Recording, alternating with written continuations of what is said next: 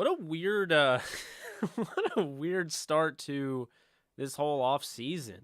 Um Welcome in everyone. I I'm a little surprised. I'm sure all of you are as well. Allen Robinson is a Ram and well, I wasn't expecting it. I don't think many of you were expecting it. From the looks of this, I don't think really anyone was expecting it, but Allen Robinson now has a quarterback, and I'm going to break down exactly why the Rams decided to go with this really unorthodox, unconventional move. Before I do, be sure to subscribe to the channel and be sure to hit the thumbs up like button. Really do appreciate everyone that does that. Helps me out. If you want to support the channel further, you can hit the super chat button. It will highlight your chat and will also donate to the channel to help the channel move forward. So here's the thing, okay? Just kicking this thing off, let's start with the obvious. What the hell is going on? You lose Von Miller. Who's going to play outside linebacker? What's going to happen with Tutu Atwell? What's going to happen with Van Jefferson, Robert Woods? I'm going to talk about all of that. I'm a little dumbfounded myself. So this is, you're seeing my full-on rapid reaction, but I was able to think in my head immediately why this makes sense. First off, Allen Robinson for $15 million a year is a steal. May not seem like a steal because the Rams technically didn't need Allen Robinson, but it is in fact a steal. At 28 years old, one of the best, deep threats in the league as far as big-bodied, being able to play above the rim, going up and high pointing and attacking the football at its highest point. That's something that Allen does extremely well. Allen Robinson, as you do know, played for the Jaguars, was drafted in the second round out of Penn State, and this is somebody that can block, he can catch, he can go up, he can box guys out like he's a power forward, like you'd be seeing if you're watching March Madness right now.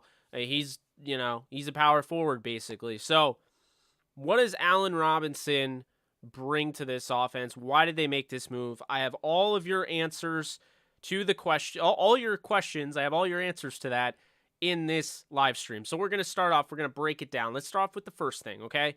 First thing is the deal, $15 million. Surprising for the Rams. He's not a need, but he absolutely is worth $15 million per year.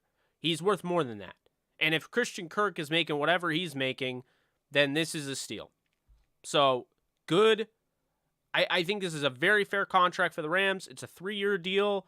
We haven't seen the actual breakdown of the cap, so we'll see with that. The Rams did have excess space because they did free up that cap for Von Miller. They had allocated about $18 million for Von Miller. He does not sign, so now the Rams go out and get Allen Robinson. So that's the first thing. I like the contract. The second thing, why? Well, I'll tell you why. It makes a lot of sense when you really think about it. Allen Robinson can play the wide receiver spot for the Rams well. He fits into what Sean McVay wants. Sean McVay, you cannot play wide receiver on Sean McVay's offense if you can't block. Allen Robinson is one of the better blocking receivers in the game. He uses his body well.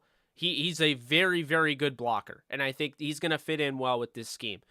The other thing that Von Miller brings is not just blocking, it's the fact that he plays above the rim. You're going to hear me say that a lot about him, so fair warning, that's probably going to be a cliche term on JE Live, but that is how I describe big-bodied wide receivers that go up and high point the football. You saw in the postseason, you saw it in the Super Bowl, and you saw it multiple times throughout the season, and I'm sure now that the Rams have had a time to really digest everything, have gone through the tape, have been able to watch everything, they saw Matthew Stafford likes to throw the ball up, give the receiver a chance. Not every receiver on the Rams is able to do that. However, Allen Robinson can go up and do that. So Robinson is a guy that is going to fit like a glove based on the style of play that quarterback Matthew Stafford plays with. He's got great hands. He's somebody that has, he can get up and high point the football. And what I mean by high pointing the football, it's catching the ball at its highest point. And it's basically like it says. And a guy that can go up and do that is going to be not only a help when you're throwing deep down the field, the arm punts that we used to see will no longer be arm punts. he turns 50-50 balls into 75-25 balls. This is somebody that is a big-time player, and his best quarterback has arguably been Mitch Trubisky he's played with. Maybe Justin Fields, maybe Andy Dalton. But we're talking Blake Bortles, Justin Fields, Andy Dalton. It's not a great list. So Stafford is by far the best quarterback he's ever played for starting this year.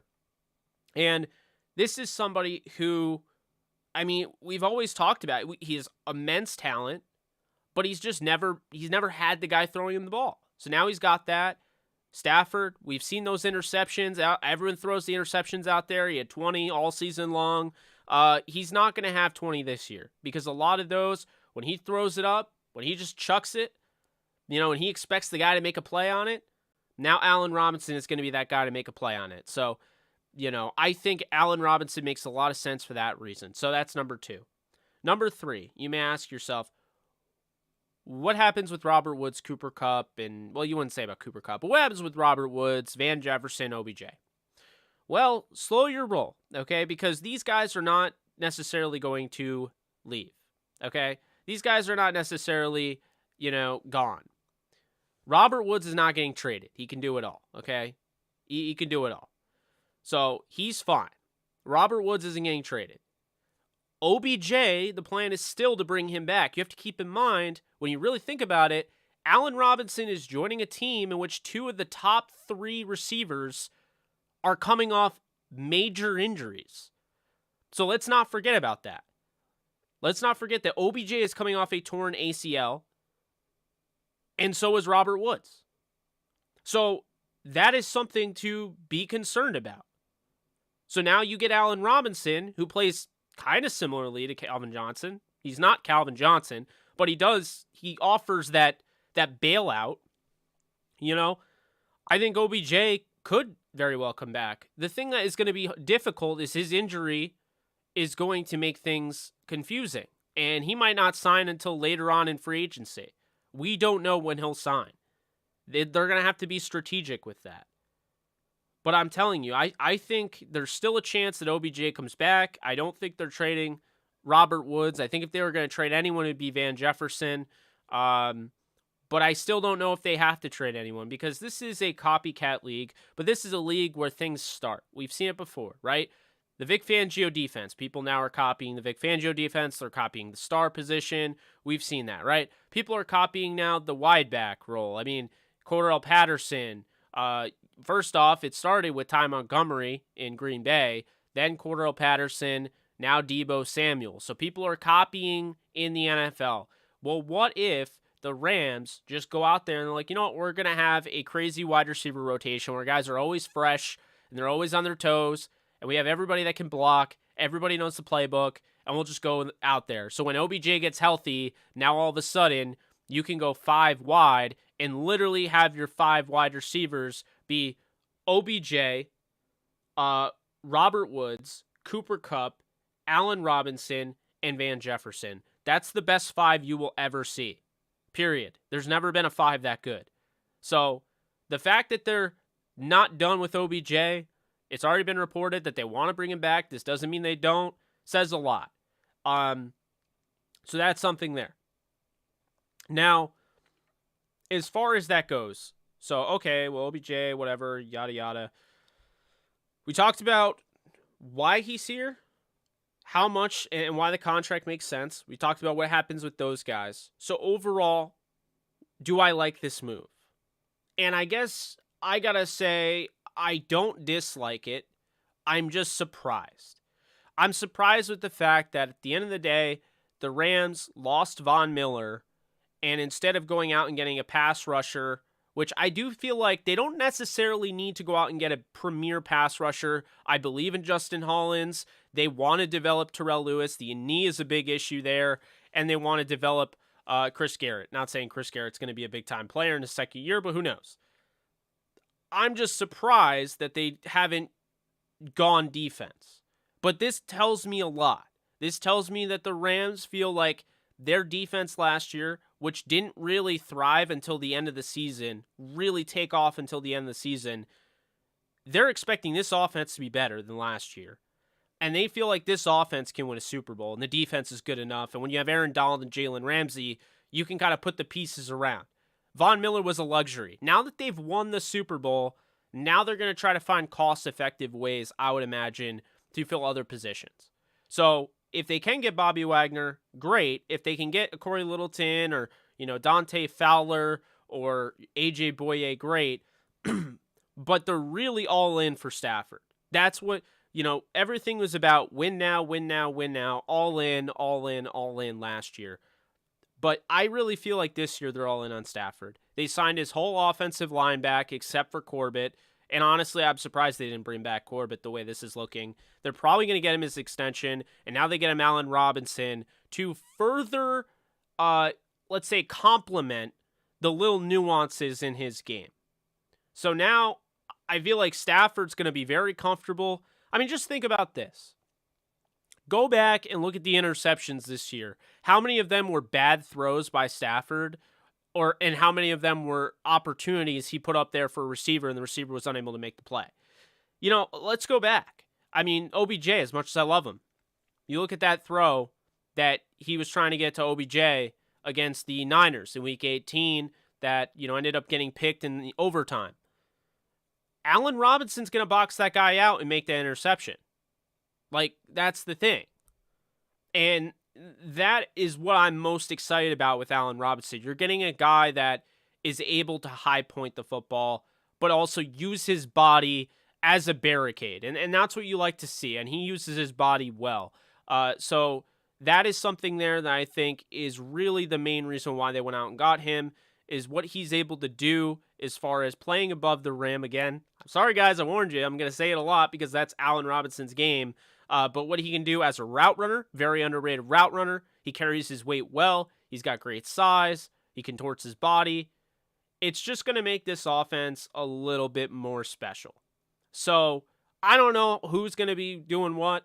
I don't think that they are going to trade Robert Woods.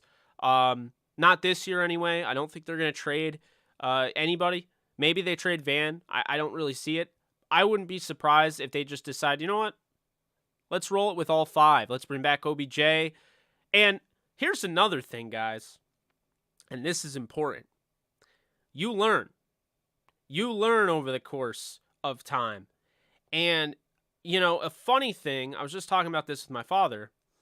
We were talking about the fact that the Rams have kind of, failed in the regard of trying to bring back guys, right? Like, you see other teams cash in on the idea, okay, this guy is absolutely killing it.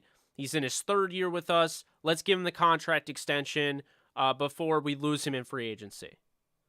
Okay? So, you start with that.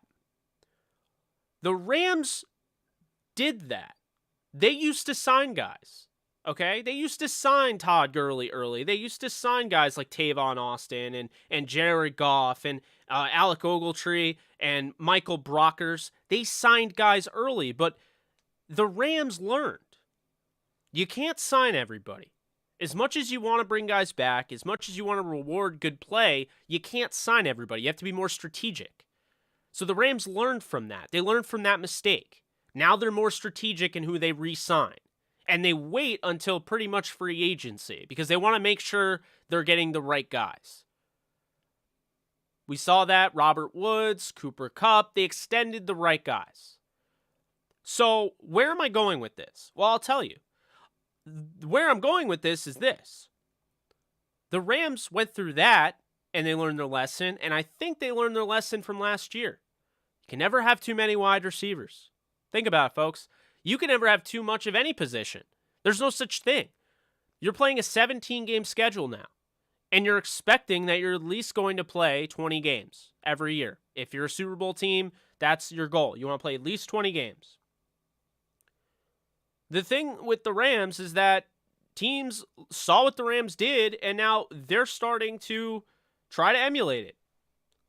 And you have these different teams that are like, all right, I'm all in. Jaguars are spending a bunch of money. You have the Packers. They got back Aaron Rodgers, Devontae Adams, Preston Smith. The Buccaneers have Tom Brady back. They just signed everybody. They're going to try to bring back. They're going to try to bring in Julio Jones in all likelihood. teams they're going to get better. You look at, the West in the AFC. Things are like teams are going to get better. So the Rams looked at this and they're like, you know what? Last year we learned our lesson. You can never be too careful. And so, first off, what I already mentioned before with Robert Woods and OBJ coming off serious, not just like run-of-the-mill injuries, ACL tears, which are serious. They're coming off ACL tears. So, realistically speaking, the only guy that's not coming off an injury is Cooper Kupp, because Atwell's out for the year.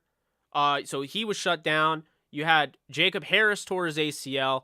I don't feel like people are really thinking about that enough. And so I think the Rams decided to get out in front of this, go out. They got a really talented player who is somewhat of a luxury, but also could be a need. And a lot of us thought Odell Beckham Jr. was a luxury. People thought Deshaun Jackson was. What the Rams do has worked out well for them. And so that's really what it comes down to. Yeah, it looks like Fletcher Cox was released. That would be interesting. But yeah, Allen Robinson, that is, wow. Jordan Rodriguez says, I don't think they're done either. I don't think they are either. They're definitely not done. I don't know what she meant by that. I don't know if she's talking about offense or defense or in general. Offense, I think that they're done. Although, man, if they got Cordell Patterson, I don't know how anybody is stopping that offense. I just don't. But wow, they've got, well, and here's another thing. You talk about, Tutu Atwell, second round pick, not getting an opportunity. Here's what I'll say about this, okay? Just thinking about it. Coming off an injury, Jacob Harris coming off an injury, fourth round pick. Did we not just see Did we not just see Joe Noteboom and Brian Allen wait all that time to be starters? I mean, this is the way. To quote Mandalorian, this is the way. The Rams, they're fine drafting these guys for the long term. Think about it. Joe Noteboom didn't get a chance to be the starting left tackle until year 5. Year 5. He's finally going to be the starting left tackle for the Rams. Brian Allen didn't get a full, true nod at being the starter until, year 4. I mean, that's kind of what I'm taking away here. Several teams were interested in Robinson, and now the Rams don't have to worry about him going to another team. They don't have to worry about him potentially going to the 49ers. I know they had interest in Jarvis Landry. Can you imagine that? If the Niners got Allen Robinson to go with Deebo Samuel and Brandon Ayuk and George Kittle, then everyone's turning their heads.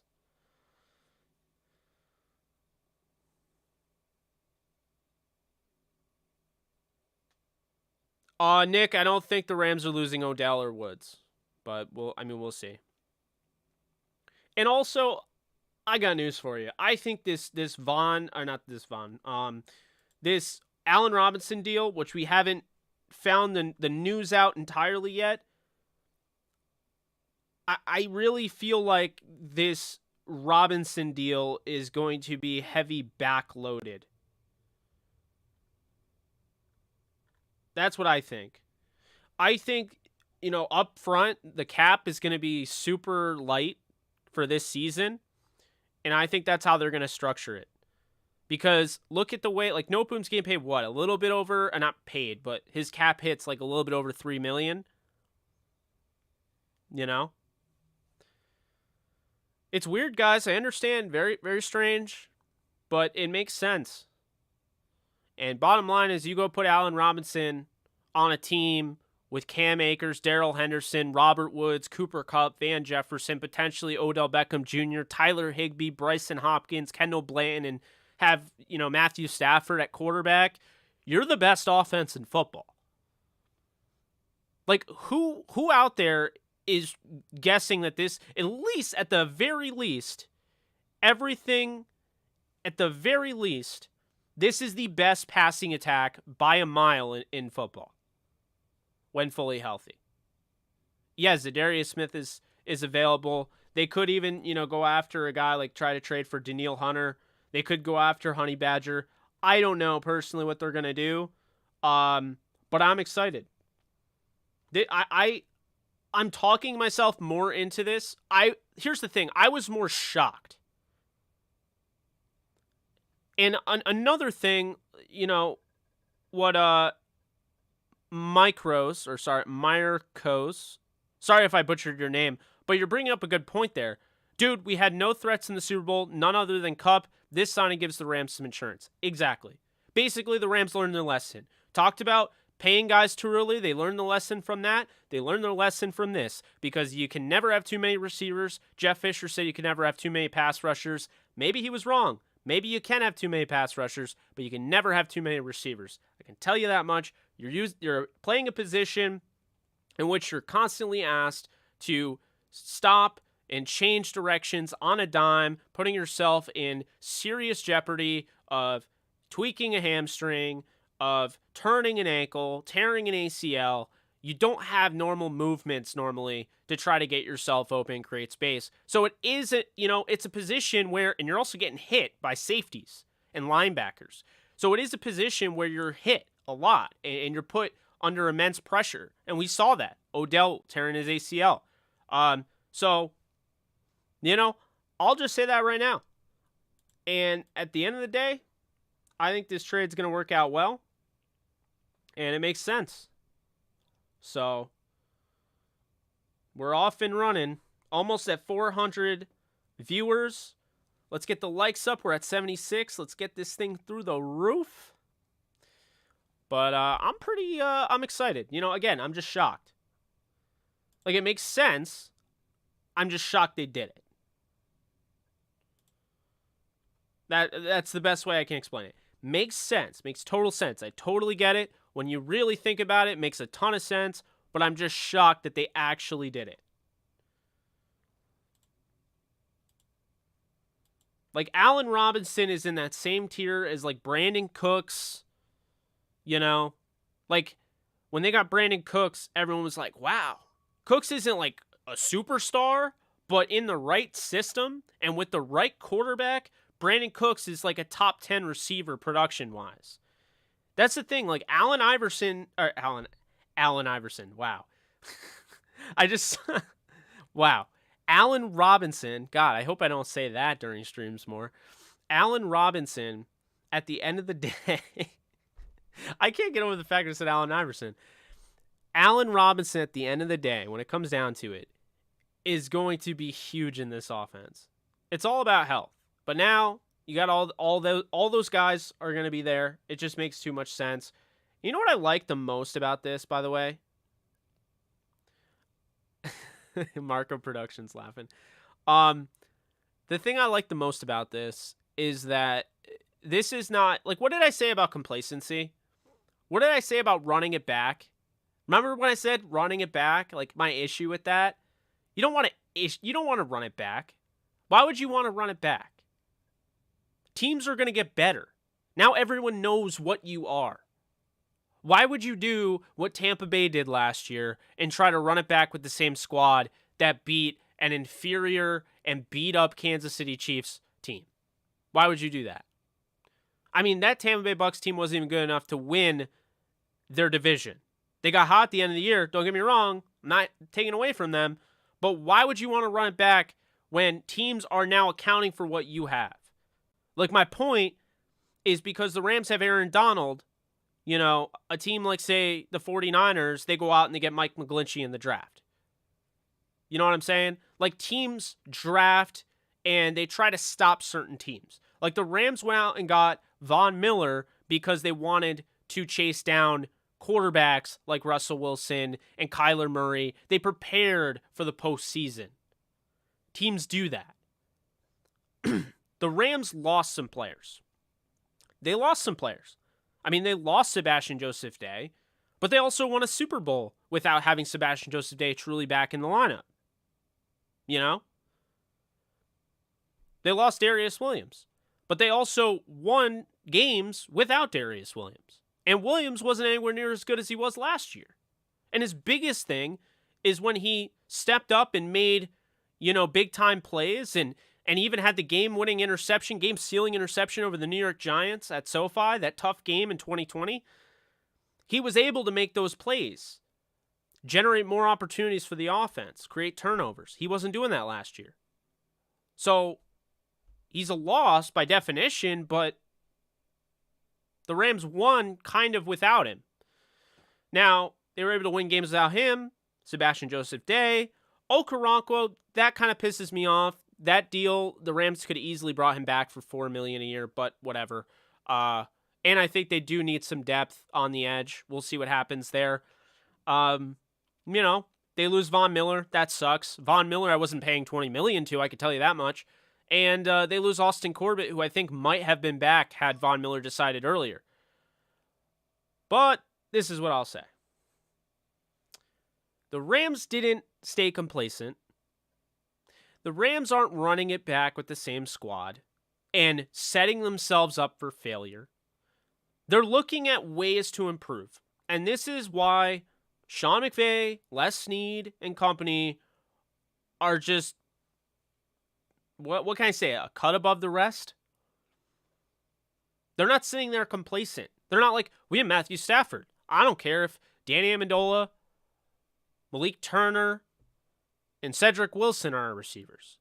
Matthew Stafford will get it done. They're like, no, Matthew Stafford's fantastic, but why don't we maximize it? And why don't we look at the fact that when we looked at the film, going back over, because when you have the off season, you can kind of, look over the things on tape and be like, ooh, maybe this would have been different if we had Allen Robinson. And that's my thing. That interception in the Super Bowl with Jesse Bates is not an interception with Allen Robinson in the end zone. That's a touchdown. And we saw how important that is in the Super Bowl to have a big play receiver. Look at what Alshon Jeffrey did. Obviously, he wouldn't make any sense now. He's way past his prime, all of that. But Alshon Jeffrey in the 2017 Super Bowl for the Philadelphia Eagles was a big reason why Nick Foles was able to win that football game. He played lights out. No disrespect to him. But Allen Robinson having that big-bodied wideout that can make that big play, contort his body in weird ways, go up, high point the football, have the wherewithal to stay in bounds, all of that, that is important. And look, there are guys that, I'm going to be honest with you. There are guys like Tyreek Hill that can be just as dangerous at 5'10" and not have to go up and high point the football. Guys win in different ways. That's why they have different roles. This diversifies the Rams receiver group, though. That's the biggest point. Has Robert Woods gone over the top and tried to jump and catch the ball over somebody? Yeah, he has. And Cooper Kupp did it in the playoff game against Seattle in 2020. I'm not saying these guys are incapable of going up and high pointing the football in 50-50 situations and getting that 50-50 ball, but Allen Robinson consistently does it. He's like having, what the Cardinals have with DeAndre Hopkins. Your quarterback doesn't have to be nearly as accurate as he does when he doesn't have that. And so now I think it makes it easier for Stafford. I think the interceptions will magically go down. Remember I said that. People are going to act like, oh, all of a sudden Matthew Stafford isn't throwing interceptions. Oh, really? You mean like guys are actually going up and trying to fight for the football when he gives it to him? That was the thing. That was my biggest issue with Deshaun Jackson. Yeah, I'll throw a bomb to Deshaun, but if it's in, double coverage or just even single coverage, if he's covered, he's not going to try and make a play. It's got to be right in front of him. It's got to be laid out. It's got to be a basket catch, or Deshaun isn't catching it. So I am excited about this potential. I like the idea of having Cam Akers a full off season. He could work on his pass protection. I can't tell you how unbelievably difficult it is to improve as a player when, basically in pass pro, you have someone just saw the Iverson thing. You're on a delay, but that's hilarious. So if you have issues in pass pro, if you have deficiencies in pass pro, and then all of a sudden you tear your Achilles, guess what you're not working on that off season? Your pass protection. Do you know why? Because now you have to rehab your Achilles injury. That's why I have a suspicion that Cam Akers is going to be a lot better next year. and he's going to be back on track because he's going to have an opportunity to not only be fully healthy, but also work on the little things that can make his game, take his game up a notch. On top of it, I think Darrell Henderson is going to be better next year. I think it's going to make a lot of sense for him. I think the running game is going to get a huge boost because now, I mean, come on. How are you going to defend pre-snap? How are you looking to defend this offense? What are you doing? When you see Allen Robinson lined up across your number 2 receiver, or number 2 corner. So, Cooper Kupp is going against your 1, and now you can't double Cooper Kupp. So, that's another thing I haven't even talked about. This could also be just them getting out in front of the idea that teams are going to try to take away Cooper Kupp. You know? Think about it. What do you mean Leonard Floyd knew? Or Leonard... Oh, Leonard Floyd... Yeah. Well, I don't know if that's what it was about, but... Some good players that were released today. Cole Beasley, solid receiver in his own right. Lyle Collins, great tackle, can play guard. And Fletcher Cox, who's one of the best defensive linemen in all football. But yeah, going back to my point. Robinson makes it so you can no longer double team Cooper Kupp. Could I not make the argument that Robinson is just being Von Miller on the offensive side of the ball? Think about it. Allen Robinson is being Von Miller on the opposite side of the ball. Because think about this. Von Miller was opening up opportunities for Aaron Donald, making things easier on Donald. Well, now, everyone, and we saw it, we saw one game where OBJ went down and the Rams knew it. They're like, oh, that's how next year's going to be. Okay, so everyone's just going to try to shut down Cooper Kupp. Nope, we got to get ahead of that. And that's what they did. So they got Von Miller on the offensive side in Allen Robinson, who's going to attract attention away from Cooper Kupp. And I'm not going to lie, guys. I don't know how to even predict the stat sheet, but I'll say this. Stafford's definitely going over 5,000 yards passing as long as he stays healthy for the full season. I mean, I don't see how he doesn't. And I think he's definitely throwing over 50 touchdowns. I don't see how he doesn't. I think Allen Robinson, you could probably throw in that he's going to have a double-digit touchdown season. He's going to be very important, and I just don't know how... I don't know how you stop it. I'm sitting here telling you, I don't know how you stop this offense now. I just don't.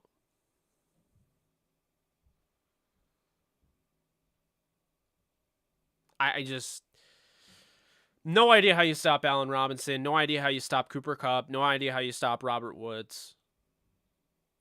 Is Robert Woods now your 3rd receiver? And OBJ is your 4th or 5th when he comes back? I don't know how you stop that. And now I kind of have the suspicion where, okay, we're going to do this. We're going to, they just got Allen Robinson? Oh, well, okay, we're not going to do that. We're going to sign this safety. We're going to sign this corner. We're going to draft this guy. We got to figure out a way to stop this Rams offense. This just completely changes the course of how these teams operate. I mean, like this is what I'm trying to explain. Like, Tampa can go out and get Julio Jones. And Tampa wouldn't have a better wide receiver group. They wouldn't. Like, I'm sorry, they wouldn't.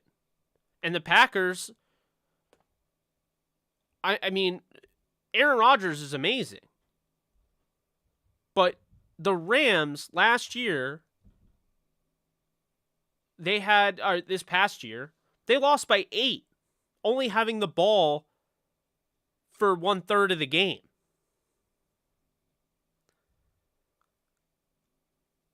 This is the thing that moves the needle, guys. Defense is still really good.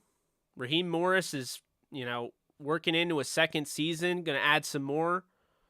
And they're not done. I think that's another thing that's important. I think they're not done. They're going to continue doing stuff. I don't know what they're going to do. I just Wow.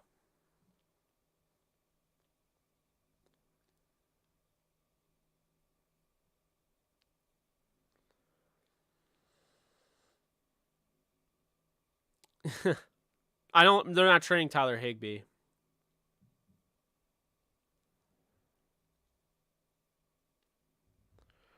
Yeah, Zadarius Smith is available. What I'm almost wondering is if they're just kind of like, you know what, Vaughn was great, we enjoyed him, but he wasn't worth $20 million, so we didn't do that. And keep in mind, before he got hurt, Justin Hollins was having a really good season. Hollins is athletic, can play the run really well, and is developed as a pass rusher. Terrell Lewis is a third-round pick that, he has some knee issues, but if you can develop him, he's looked really good when healthy. You know?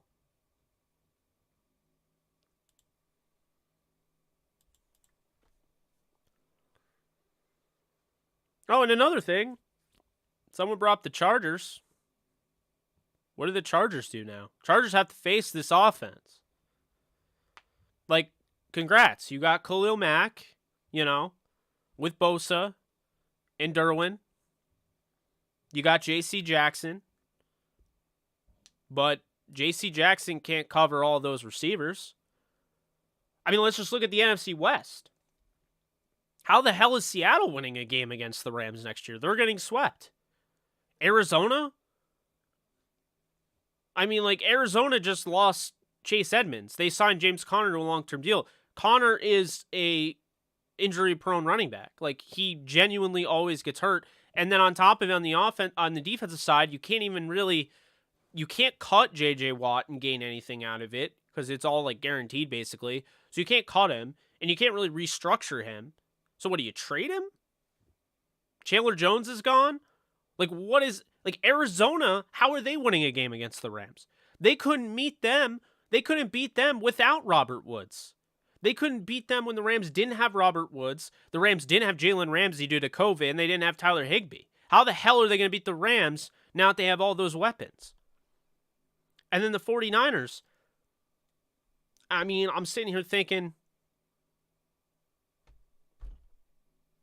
do the 49ers even beat the Rams next year? They got a good defense, but now you have Allen Robinson. You can't just double cup. I mean, I'm just I'm going through it in my head. How are the Rams not 6-0 in the NFC West next year? And even if the defense takes a little bit of a hit, say the defense takes a little bit of a hit and they're top 15. With that offense, do you really think they don't go back to the Super Bowl? Who's stopping them? Talked about the NFC West. They're not stopping them. Anybody in the NFC East? No. How's Dallas going to beat them? Dallas let Amari Cooper go. Their offense isn't as good. They literally cut Lyle Collins, who's a stud tackle. Their defense, they lost Randy Gregory. Congrats, you brought back DeMarcus Lawrence. You have Micah Parsons. What? How is Trayvon Diggs going to cover any of those guys? Anthony Brown, good luck. So, I don't know how Dallas wins. Washington's not winning. Commander Carson would get sacked a ton of times because he would just not do well against this defense. And regardless, I just don't know how they stop the Rams offense. Okay, the Giants. I don't know how the Giants would beat the Rams. Eagles wouldn't beat the Rams. Okay, let's look. So we have the NFC East, no one's beating the Rams. NFC West, no one. Who else? NFC South, Tampa couldn't beat the Rams without all those injuries. I mean, Tampa has been beaten by the Rams 3 times with Goff and Stafford twice since Brady came there. He's not holding them back. Okay, so then the Saints, if they get Deshaun Watson, it doesn't matter. The Saints aren't beating the Rams. So then, who else? Carolina? Nope. Atlanta with Deshaun Watson? Well, now they don't have Allen Robinson like I thought they might. and the Falcons' defense is not stopping them. Okay, we move on.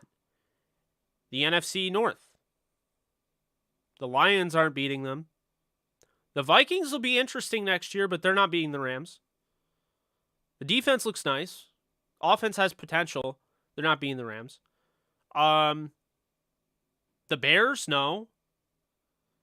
And, I mean, the Packers, they're the only team, because Sean McVay, for whatever reason, hasn't been able to beat Matt LaFleur. They're the only team that would even argue to beat the Rams. So, the Rams have to be the favorite in the NFC once again, regardless of the fact they lost Vaughn, Sebastian Joseph Day, Darius Williams, whatever. I trust the coaching staff. I trust what they're doing. I think David Long's going to have a good year next year. Robert Rochelle. They'll probably get a corner. I look at a guy like Kobe Bryant, Monteric Brown in the 3rd, 4th round in the draft. You know, maybe they even go out and get Gilmore. Who knows at this point? So then you go to the AFC. The AFC West is the toughest division, so we'll start there.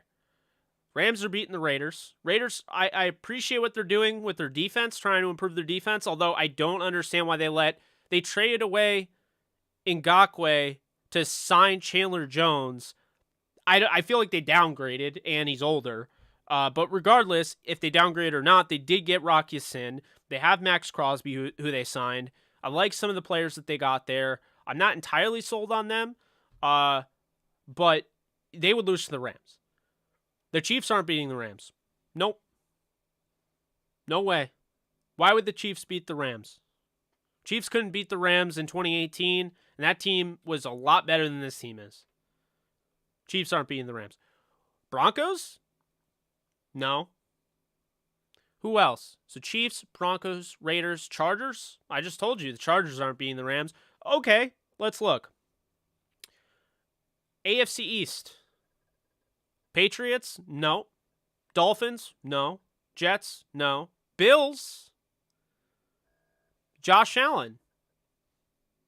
Potentially, but I don't see it. I mean, I don't think that the Bills, I don't feel like the Bills defense, my point is there's not a team out there that on paper can stop the Rams. Not a team. I don't think there's a team out there that can stop the Rams in this offense. And they're probably going to improve their defense. They're probably going to go out and get somebody.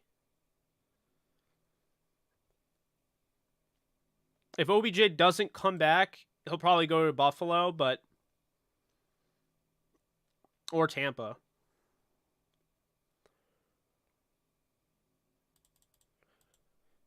The Rams got 3 wide receiver 1s on the roster, and if OBJ is fully healthy, he's a wide receiver 1 as well. So they'd have 4.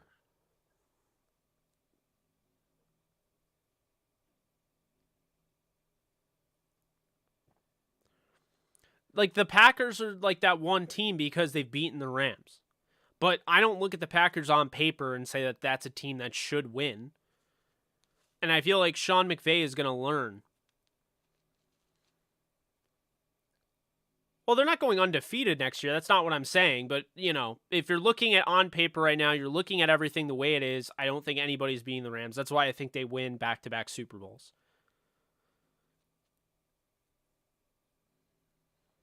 Ray, thank you so much for donating. Funny how Niners fans think they have a chance with Lance. Horns up. Can't wait for the season to start. Can we also get Justin Jefferson? Yeah, so my take is that I think Trey Lance is going to be really good. I think people are sleeping on him, and I almost wanted them to trade for Deshaun Watson to give up on Lance so I could find more ways to root for him. But, you know, I think people are sleeping on Trey Lance. I still think the 49ers, it's the same big four last year for me. You know, it's the Rams, the Niners, the Packers, and the Bucks. That's it. The Deshaun Watson Falcons or Saints, I think he goes to Atlanta. The Deshaun Watson Falcons or Saints are intriguing as a fifth team, but those are the top four. Those are the best four in that. I would say the Vikings are also interesting. Very, very interesting with the Vikings. And I think the Giants are going to end up stealing the NFC East. I think people are sleeping on Brian Dable and what Shane, the GM, is doing. But I think they could still get Smith. I'm wondering if they go out and trade for Danielle Hunter. And if they trade for Danielle Hunter, then I'm sorry, but Danielle Hunter and Allen Robinson is better than just paying all that money to Von Miller. I mean, I think Zadarius Smith is a better option than Von Miller. I love what Von Miller did for the team, okay? I've been a fan of his for a while. I want him coming out of the draft at Texas A&M. I liked him a lot. I rooted for him in the Super Bowl. Broncos were a pretty easy team to root for in the Super Bowl, especially against Seattle and Carolina. But I'll just tell you right now, I'm totally fine with the Rams not paying him all that money. And appreciate you, Mr. Italiano. But I'm totally fine with them not paying all that money. Yeah, there's absolutely a chance to get Wagner. Absolutely a chance. I'm refreshing. I want to see. It kind of changed my whole day, them doing this.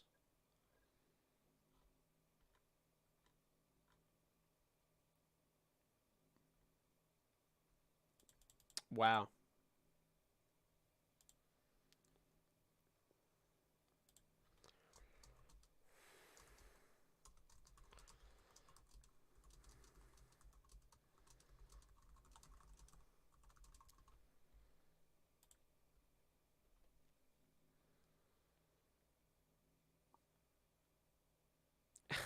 Cooper Kupp, Allen Robinson, Robert Woods. I mean, filth. Just absolute filth.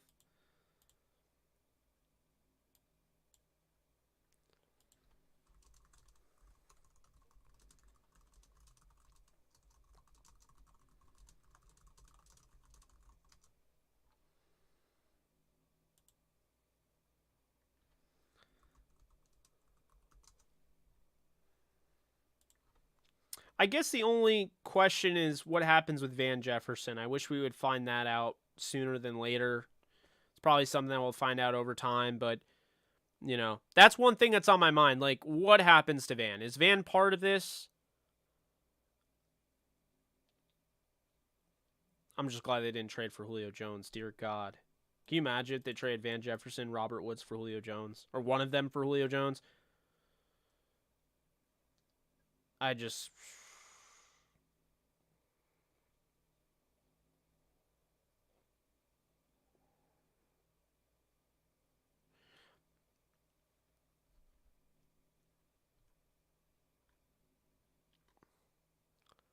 I mean, I just think it's funny, though, because, like, people will be like, Rams aren't doing that. They have no cap space. I'm like...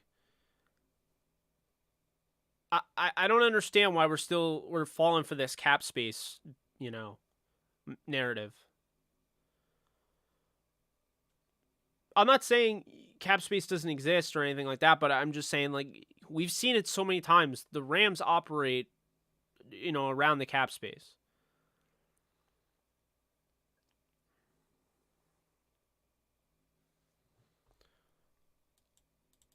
I don't think OBJ is for sure gone, by the way.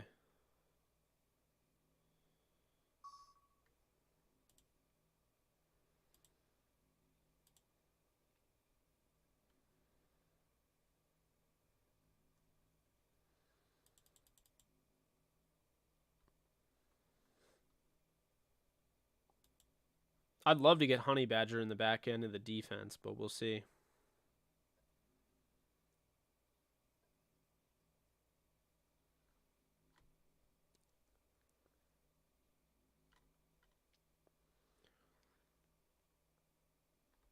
The people saying it's a terrible signing, I don't really get.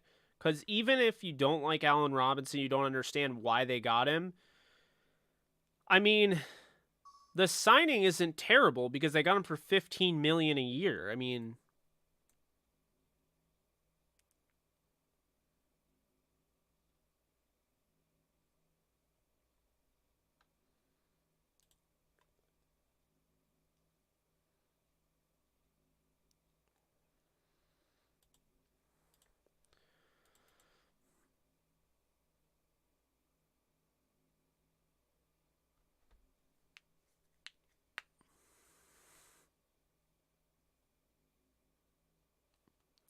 Yeah, but Rams Wire's just speculating.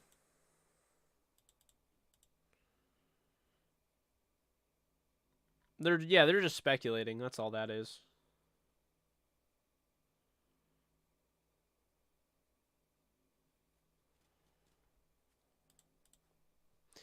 Yeah, I don't know. It does beg the question though if Van Jefferson is going to be on this team next year.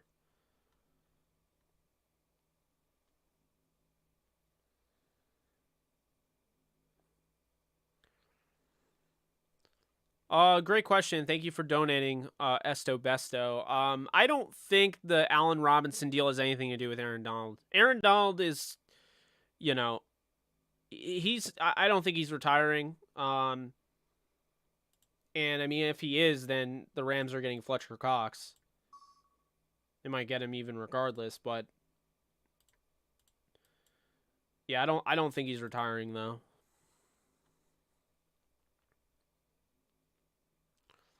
Chris Garrett is a 7th-round pick from D2 last year. Had a great preseason, has a lot of potential, and some people think that he could be really, really good. It's all about the coaching, guys. I mean, really, any of these guys can succeed if they buy in and they are developed the right way. That's really what it comes down to. I wouldn't put it past any of these guys to develop.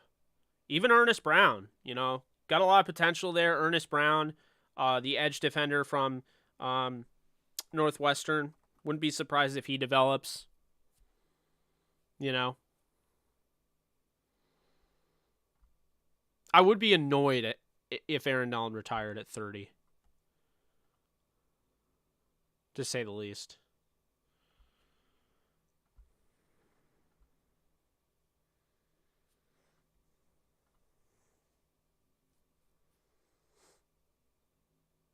Van Noy. Yeah, he gave the Rams fits in the Super Bowl.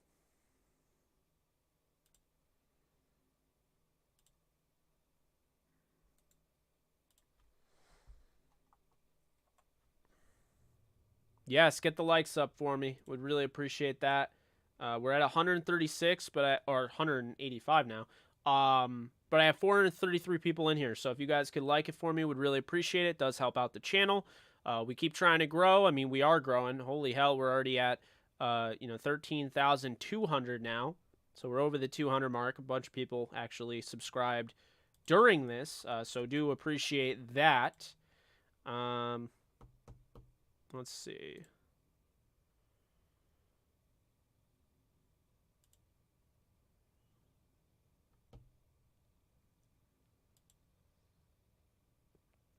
Well, that's a great question. Why didn't we sign Jarvis or Smith-Schuster? I'll tell you right now. It's because of what Allen Robinson does. It's because of the fact that he is a guy that will high point the football. They want a guy that plays above the rim. I'm going to keep saying it. I don't care.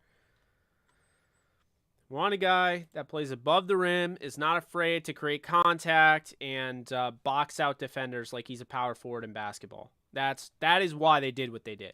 That's why they got this guy instead of getting a Jarvis Landry. I mean,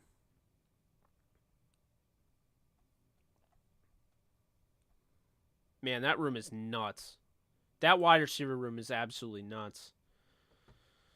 214 likes. Let's keep it up, folks. Let's see if we can get to 400. That'd be sick. That would tell YouTube, oh, I think people like this video. Let's recommend it to every Rams fan out there on YouTube.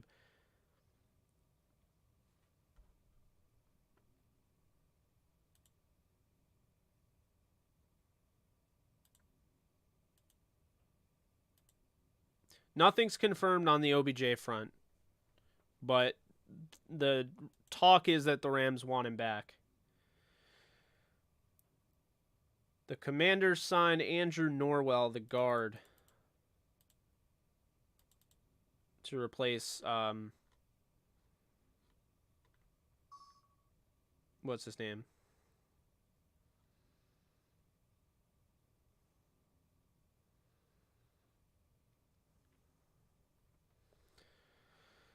Yeah, so Jordan Rodrigue officially, she came out and tweeted this out. I am also told this move does not mean the Rams don't also want to re-sign Beckham.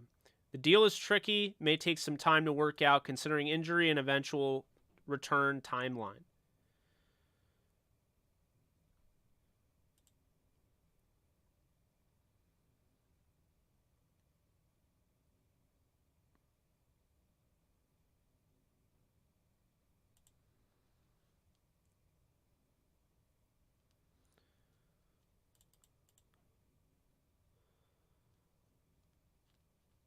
Ben Skoranek. Ben he'll be on the team. He's a great special teamer. He's not going to get traded or anything. He doesn't have a ton of value at this point, but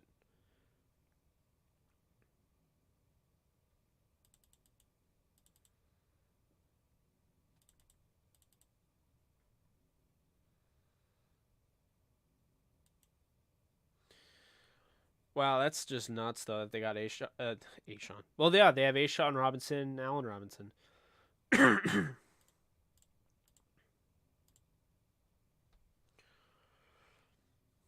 Backyard football in Los Angeles, folks. Man, Matthew Stafford's going to have a fun time doing that.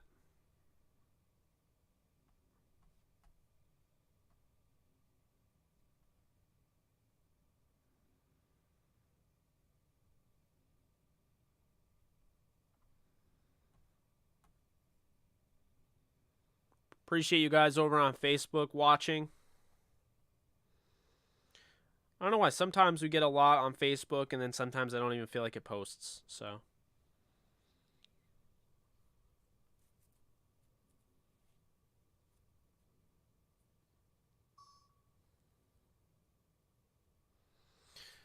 Did Jalen tweet something about Robinson? That's interesting. I'm going to look that up. I never saw it.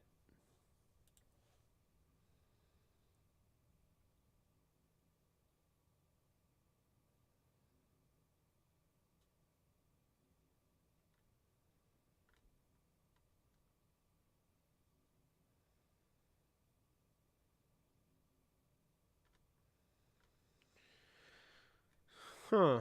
I'm looking at his Twitter now.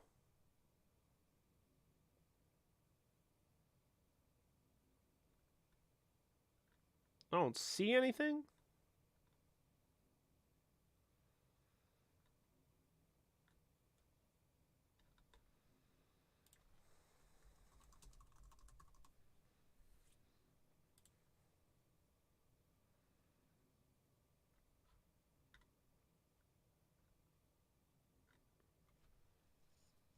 Matthew, thank you so much for donating. Appreciate you.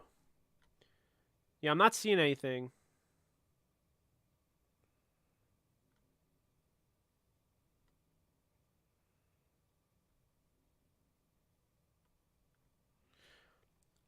I know Matthew Judon tweeted at Allen Robinson. Said, yo, what you doing?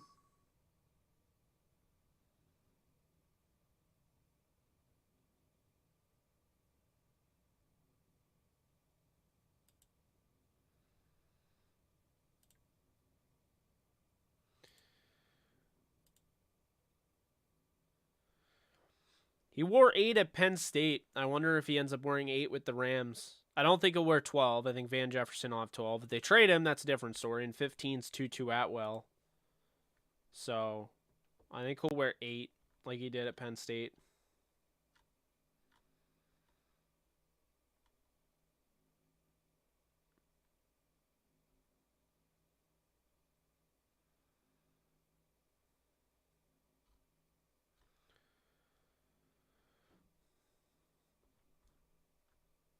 Yeah, I don't see anything here from Jalen Ramsey about Allen Robinson. So I'm not sure.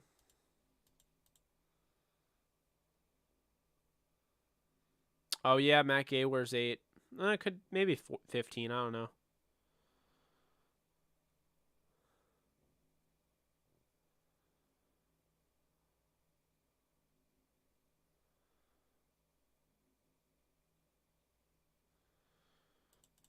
I mean, Odell is trying to get anybody to join the Rams.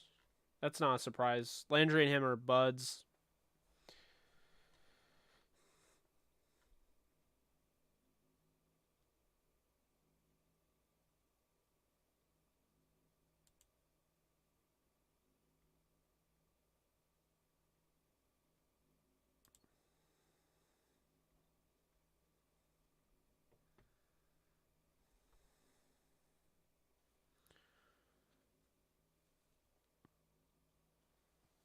Maybe Matt Gay switches to 1. Who knows? Or 6.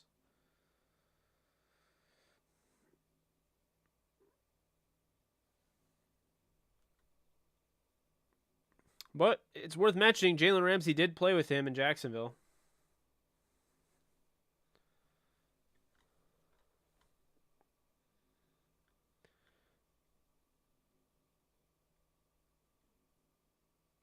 Patriots had the interest in Robinson. They could not compete on the money. That is a new report that came out. So the Patriots were in. I'm sure plenty of other teams were in. Allen Robinson famously turned down an opportunity to go play with Aaron Rodgers in Green Bay. He toughed it out in Chicago, and now here he is with the Rams. And I'm sure he has to feel really good about the way it all worked out in the end. So...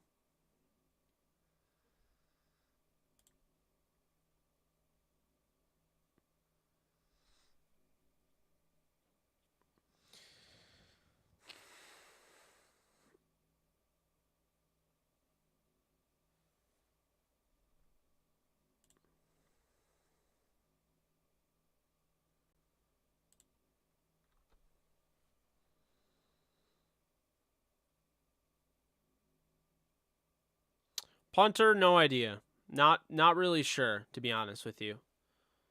I could see a collection of different things that they could do at punter.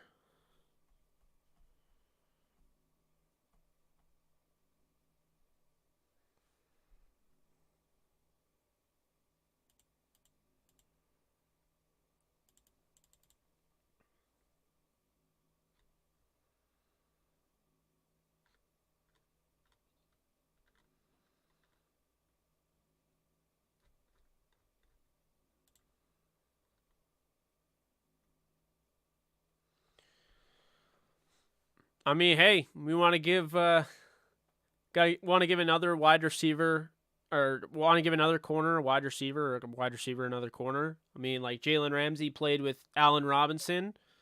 Let's give Robert Woods, one of his old teammates, Stephon Gilmore, who's friends with Jalen Ramsey. I don't know. I'm surprised Honey Badger and Stephon Gilmore have not signed yet. Genuinely surprised by that. The longer it goes on, the more, interesting it gets for maybe they go back to where they were,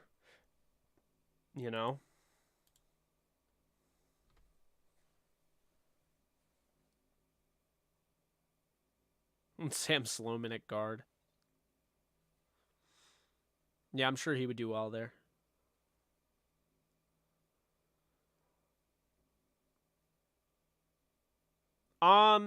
I get it. I mean, it's not too much for him. $15 million a year for a 28-year-old receiver that has looked like a top 5 receiver when at his best. Yeah, I don't think it's too much, but man, can you imagine Honey Badger, Donald, Ramsey on one defense? That is a big 3.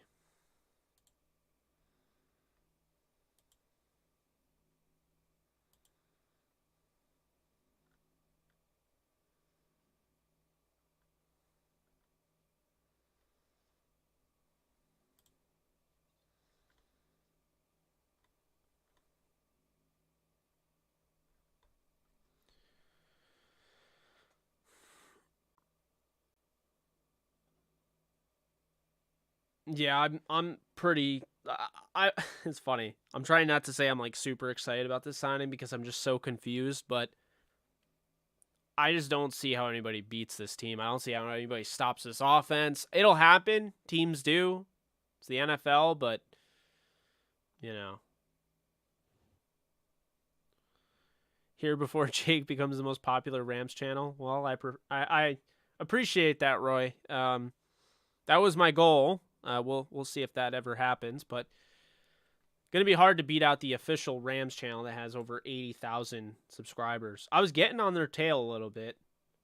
Remember, they had like 40 something, and I hit 10, and I had 10K in about a year's time. So thought maybe I was getting there, but no, they pulled away after that. But I won't forget. I forget one of you told me during. I won't forget. I forget. That's funny.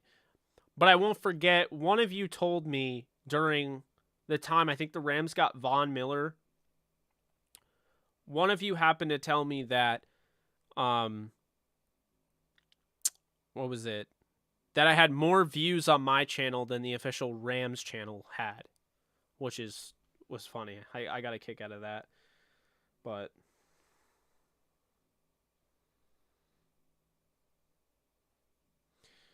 wow, Richmond and Iowa 56-52. Are you guys enjoying March Madness? Watching any of it? I mean, I was planning on watching a lot of it, but I got a bunch of interviews tonight for DTR, and well, we went live, and I mean, it's been stellar, man.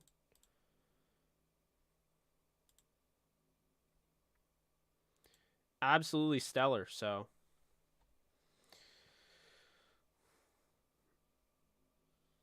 close to 3,000 views already in a little bit over an hour, and average view duration over 9 minutes. Those numbers are good, man. Appreciate y'all. McAfee. William, I have the Bruins in the championship. I have them facing Kansas. So I just think that team came out of the first four last year, and they went to the Final Four. Having all those guys back, I think they're going to go on a run, and I like that side of the bracket. I like them to take down Baylor, Kentucky, Virginia Tech. I think they're going to the Final Four. And I think they play Texas Tech in the Final Four. But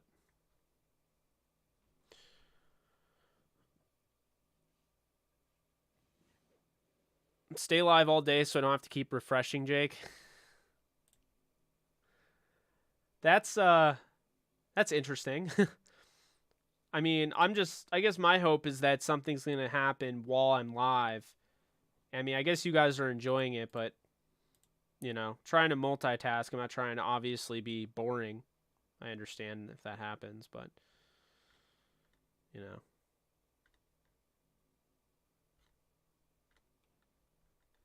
I'm trying to see. Richmond, Iowa coming down to the wire. Georgia State and Gonzaga are tied at 23. There's only been one 16-1 upset in the history of the tournament. Virginia lost to UMBC or UMBC. Yeah, that's what it was. What are they? The Terriers? I forget the name, but they lost to them, and then they won the championship the next year. Maybe Gonzaga has to lose in the first round and then win the title next year. Who knows? Absolutely ascending keys. Thank you so much for donating. I appreciate it. USC and UCLA are both in the tournament, yeah.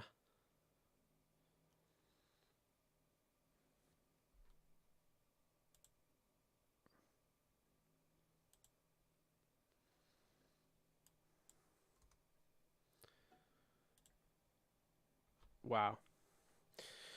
Just a crazy move, man. Was not expecting it. There's a lot of talent still out there. You have Gilmore. You have Fletcher Cox now as a free agent. Wouldn't hurt, the compensatory pick formula. This will. So the Rams will lose the 5th round pick that they got for Von Miller, I believe.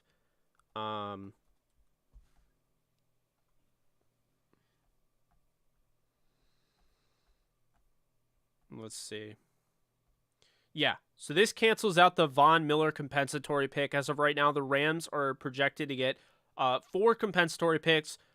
Darius Williams, 5th rounder. Austin Corbett, 5th rounder. Sebastian Joseph Day, 6th rounder. And Obadiah Okoronkwo, 7th rounder next year. That would put them in a good position to have over the standard 7 picks, 7 rounds. So, that's worth mentioning. But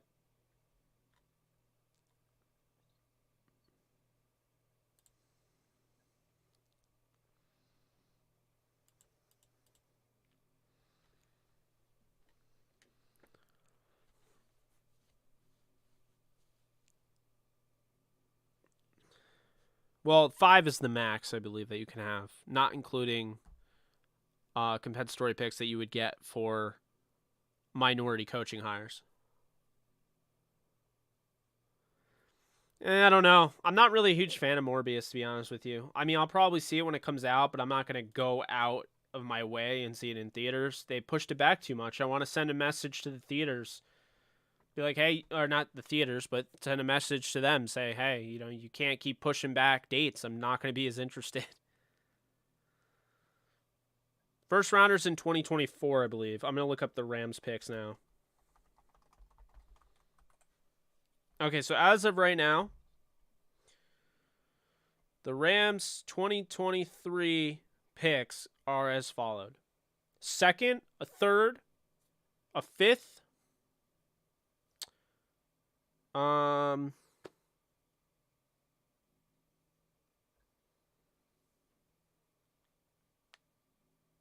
Okay. Got it. So, 2nd, 3rd, 5th, 6th, 6th, 7th. And if you do the compensatory picks, then it's a 2nd, a 3rd, a 5th, a 5th, 6th, 6th, 7th, 7th. So the Rams next year are slated to have 1, 2, 3, 4, 5, 6. So 10 picks next year for the Rams. They're trading away their 4th round pick in 2023. Wait, hold on a sec.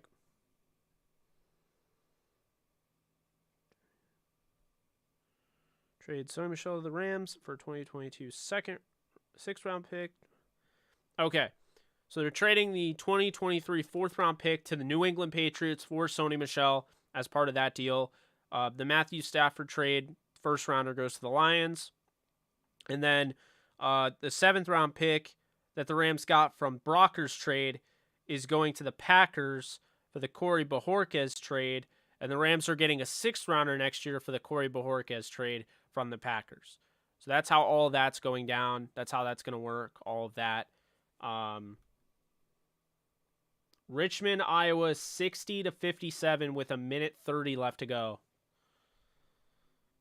You could throw 360 down on the money line of Iowa. Or you can, not 360. You could throw money down on the 360 money line for Iowa if you believe that they're going to win. Surprised it's still open.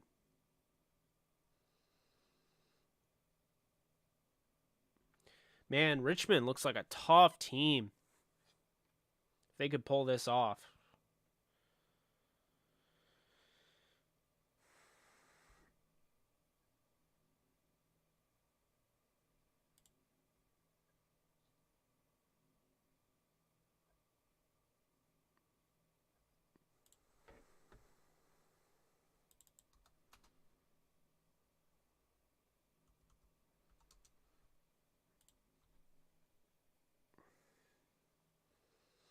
Georgia State is knotted up with Gonzaga at 25 with 4 minutes to go in the first half. KMG, so Cup, Woods, OBJ, and Robinson. I mean, it looks like that's potential. We'll see with Van. Really curious to see what happens with Van. The Rams could keep Van Jefferson. I want you guys to know that. The Rams don't have to trade Van. They don't have to trade anybody.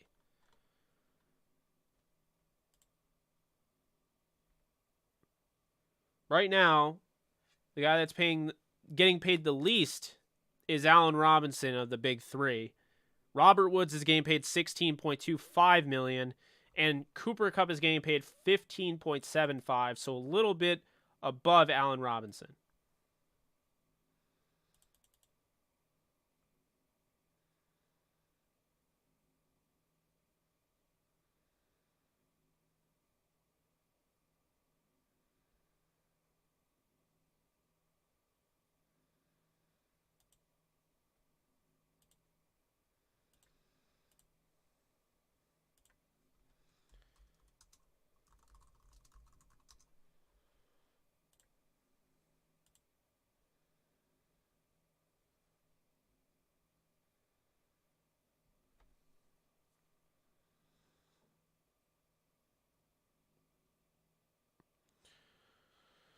I'm not gonna lie, Van Jefferson for Danielle Hunter actually sounds like a plausible deal.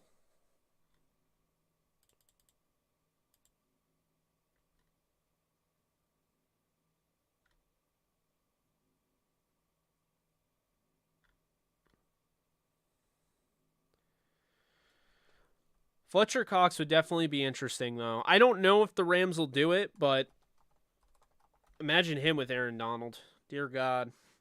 He's 31 years old, so it would probably be a one-year deal, but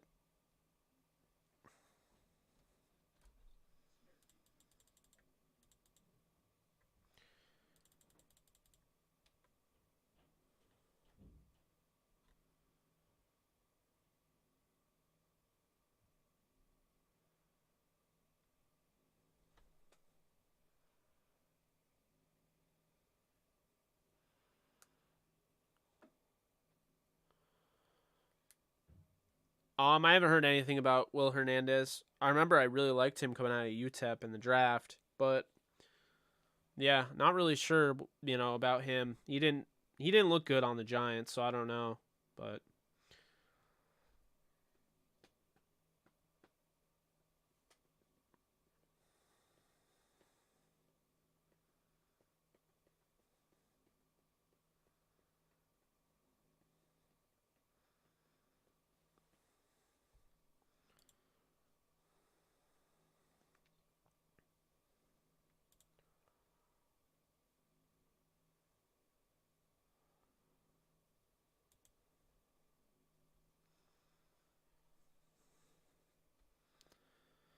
I would love Cordell Patterson. I just don't think I don't know if the Rams are going to go offense next. I mean, maybe that's what Jordan meant. I don't know about not being done, but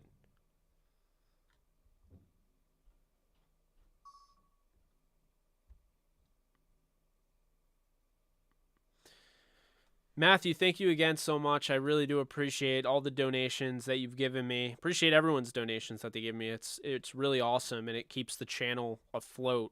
And by afloat, I mean obviously I'm gonna keep making videos no matter what, but it definitely helps.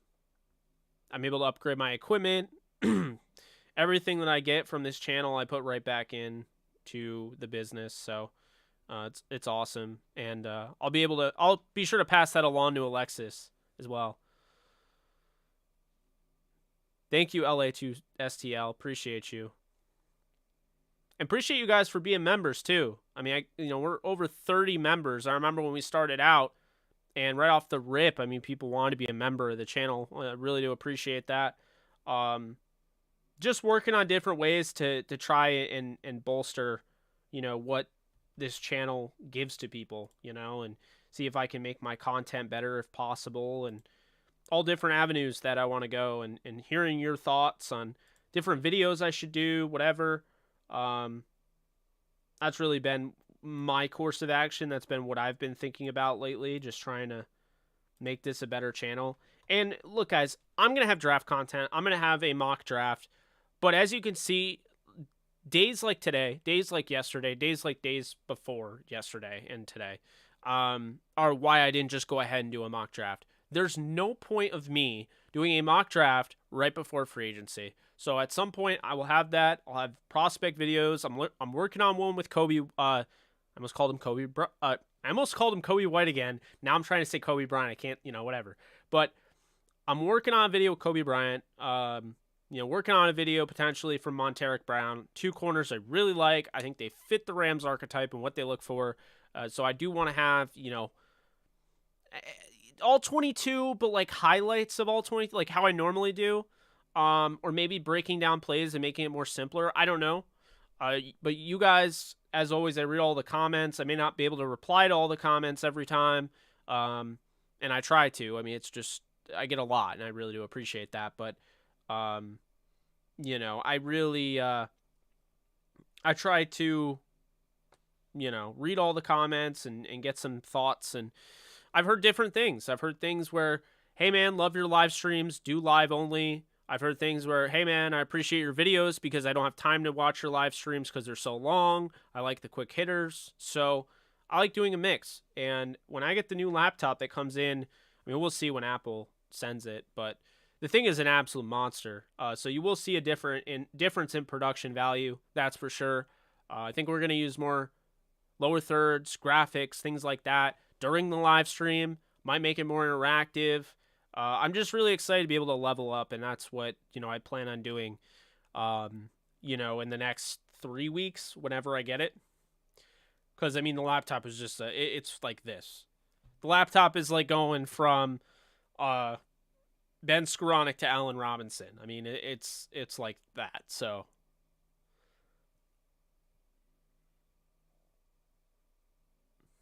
Alex, I hate you. I knew someone was going to say that. Oh, man. Well, yeah, Brady's beaten the Rams before, but if you actually look at over the course of his career, he hasn't really played that well against the Rams, even before he started playing against, the Sean McVay Rams, leaving, New England.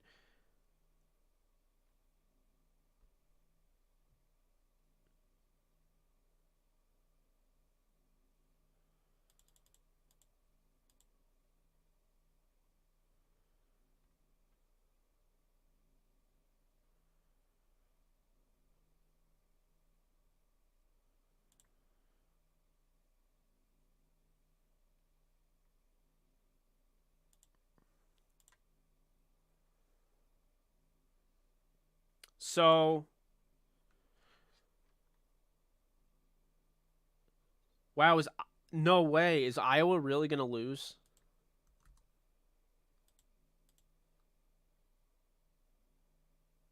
I don't think I've gotten a game right in this tournament. I've gotten some bets, but I have not got my... Well, okay, so far... I got Memphis and Baylor right and Tennessee right, but those are easy ones. UNC is up by 20 on Marquette. Almost at the half.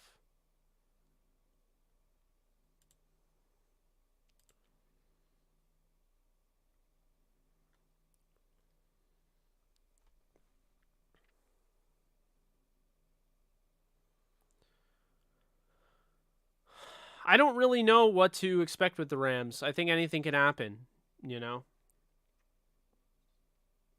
I think the Rams are in everything and they're not out of anything. That's how I would describe the Rams right now. I think there's a chance they go out and they get a Honey Badger signing or Gilmore to help the secondary. I think there's a chance that they stick with what they have and just add more luxury. I mean, I really wouldn't be surprised no matter what they do now.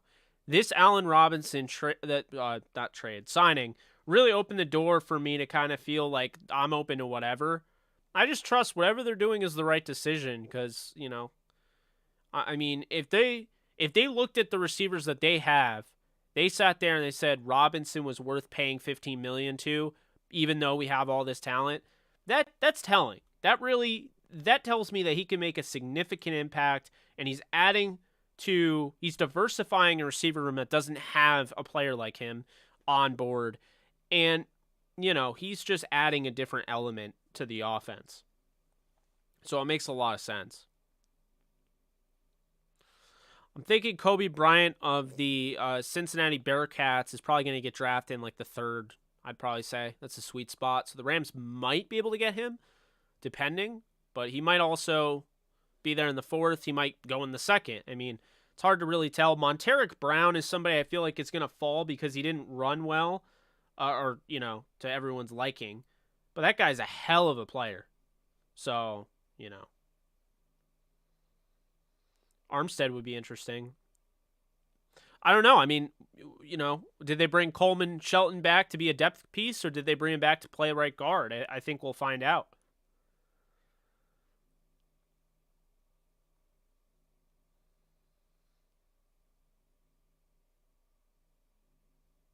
Guys, be sure to hit the thumbs up, like button. Would really appreciate it. I'm at 277. We're over 300. If we can get over 300, that would be awesome. Yeah, there's no way to tell whether or not Van is gone or anybody like that until it happens. I mean, there's no inkling out there that they're even going to get rid of anybody, I don't think they have to. Like I said, I really don't feel like they have to. But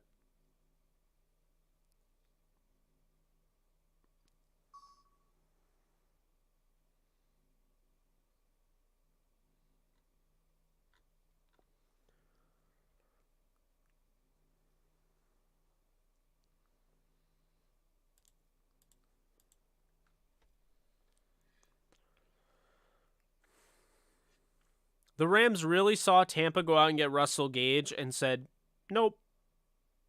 I don't even think Tampa's receiver group was better than the Rams when they got Russell Gage, but now it's definitely not better than the Rams.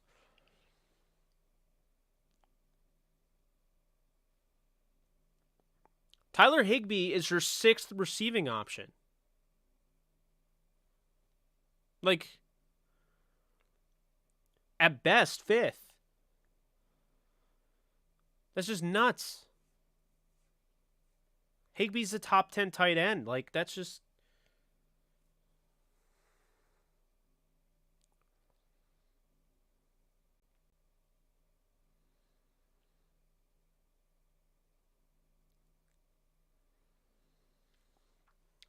Whoa, there's a gun against my head? Wow. That's a lot of pressure. If I had to pick anybody, I'd probably say Wagner, just because I feel like that's the safe pick.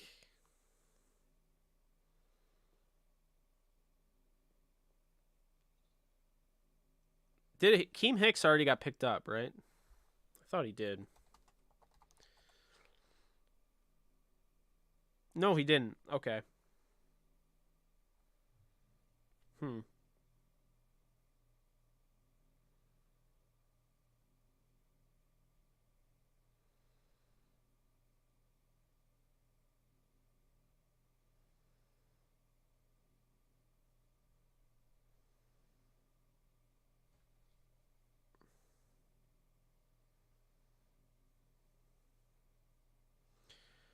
I'm curious if Spotrac has his contract on now.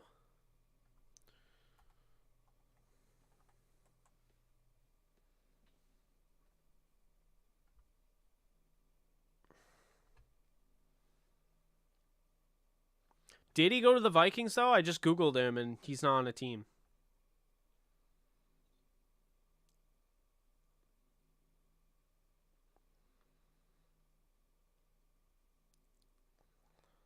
Wow. Allen Robinson. Oh, no. Is that Ashawn Robinson? Yeah, it's Ashawn. Never mind. I was going to say. It's like Allen Robinson's cap hit's low.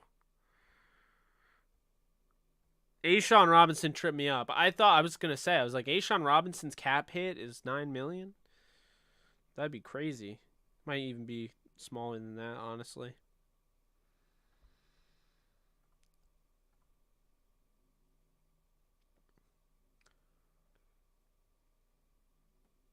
Yeah, Danielle Hunter would be awesome. Or Danielle Hunter. I keep saying his name wrong. I heard it was Danielle, so.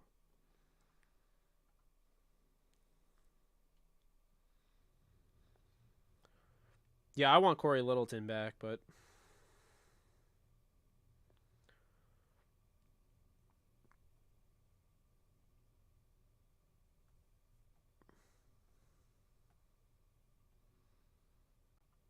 So, do they have Allen Robinson? They don't have his contract. He becomes a free agent in 2025.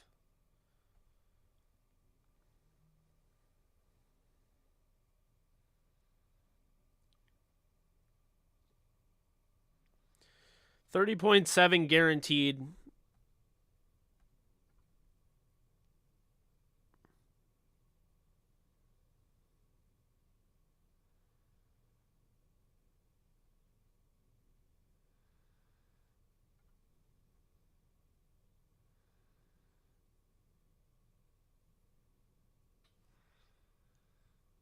Van Noy, interesting. Yeah, I mean, they could get him. Trying to see if anybody has that.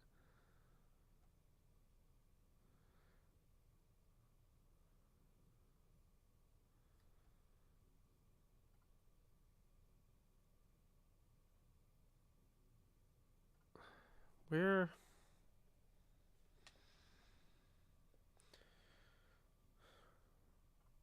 I'm trying to find the. I don't even know what I'm trying to do right now, to be honest with you. I had a plan. I totally forgot what said plan was.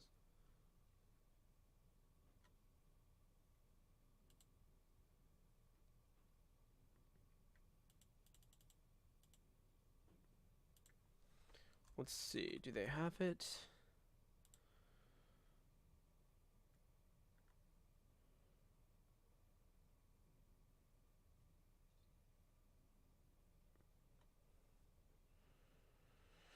The Eagles, by not trading or by not keeping Fletcher Cox, are taking on, if I'm reading this right, that's $40.9 million in dead cap and only saving 2.1. That's really bad.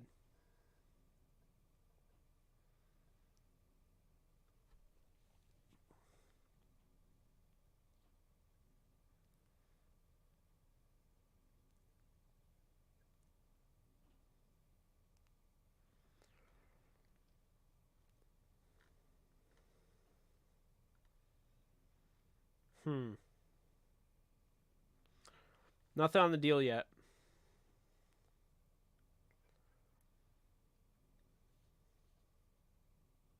Yeah, I'm looking right here. Nothing on the deal yet for Allen.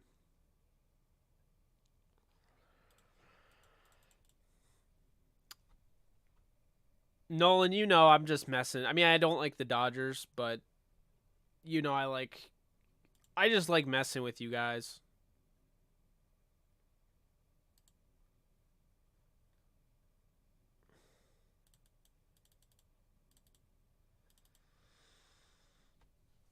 I don't like. I actually love messing with you guys.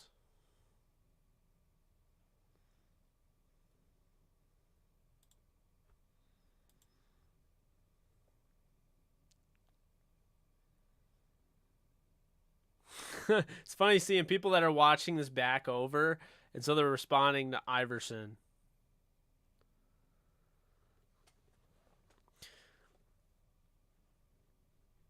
Well, Nolan, you could tell it's bait.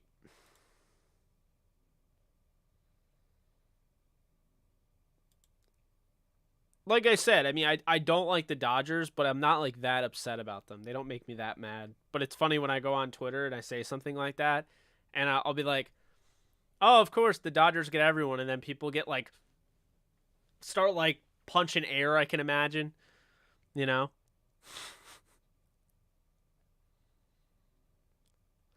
I think Zadarius Smith backed out for one of two reasons. One is either to to go to a team like the Rams, or maybe the Packers were like, all right, we'll give you the money. Or two, he wants a bigger contract because he saw all those guys get paid, and he's like, all right, well, this is BS.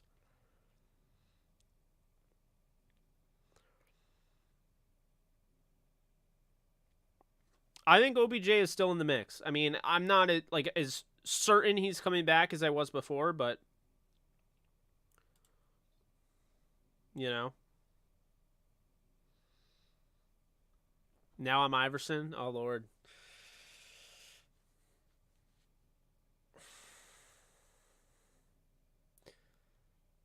Well, you guys, you got your Freddie Freeman, so you have to feel good, and then I would assume most of you that are here that like the Dodgers also like the Rams, and you got Allen Robinson.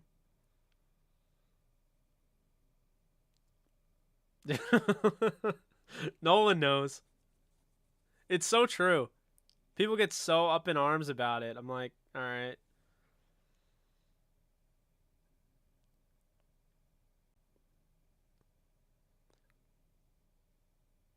If the Bucks get Tyrann Mathieu, it's over.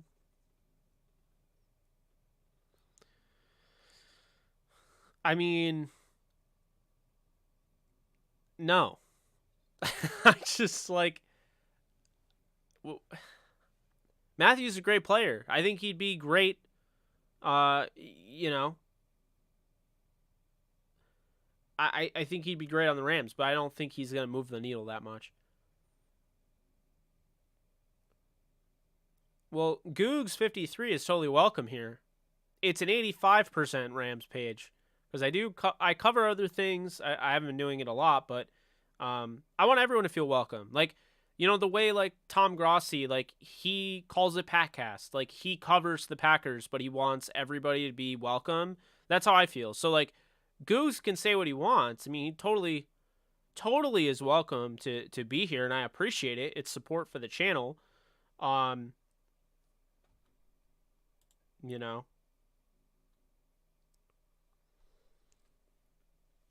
you're unsubbing because I was clowning the Dodgers. I mean, whatever helps you sleep at night, Nighthawk. Whatever helps you sleep at night. I don't know. My thing is, we probably don't all like the same teams. I like the Jayhawks. There's probably people that like Kansas State in here. There's probably people that like Texas Tech or Baylor, or they like Duke, or they like Kentucky or UCLA or whoever. But like, I don't know. Like, I always found that funny. Like, if you're actually serious about unsubbing because I was clowning the Dodgers, then I think it's hilarious. Because I don't know. It's just like everyone likes their own teams. Like at the end of the day, like you guys watch me because, well, you either like me, you like my content, or it's something Rams oriented. Or you guys are here from my gaming streams on the other channel. Or you guys watch when I'm talking about baseball or basketball or whatever. But like I always got a kick out of that. Like I see that on Twitter too. Like there are some people that are in LA that I respect, and they are annoyed because I like the Rams, but God forbid I'm not a fan of every LA team. You know? It's kind of funny.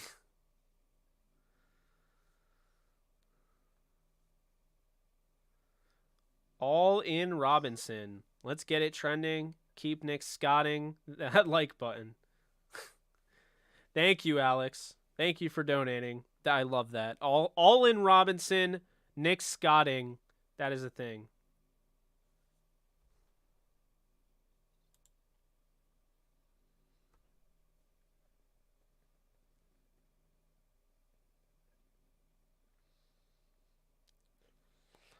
Appreciate it.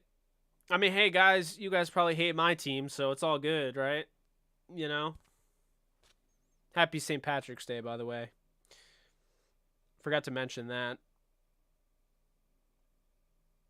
Damn it, Bobby, are you kidding me?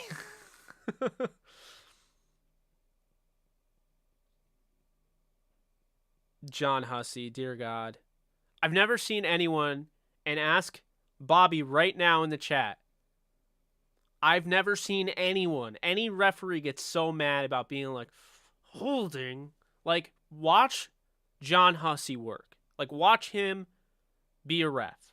I don't even think he's that bad. I think he's gotten a lot better. I think he's one of the best refs that are out there.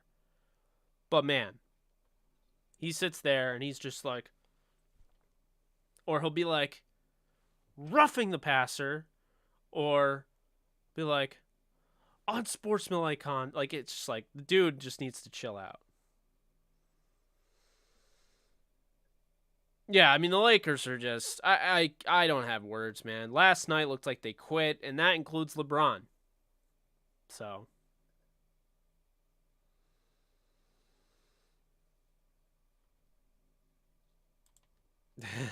well, I don't like the Dodgers or the Niners, so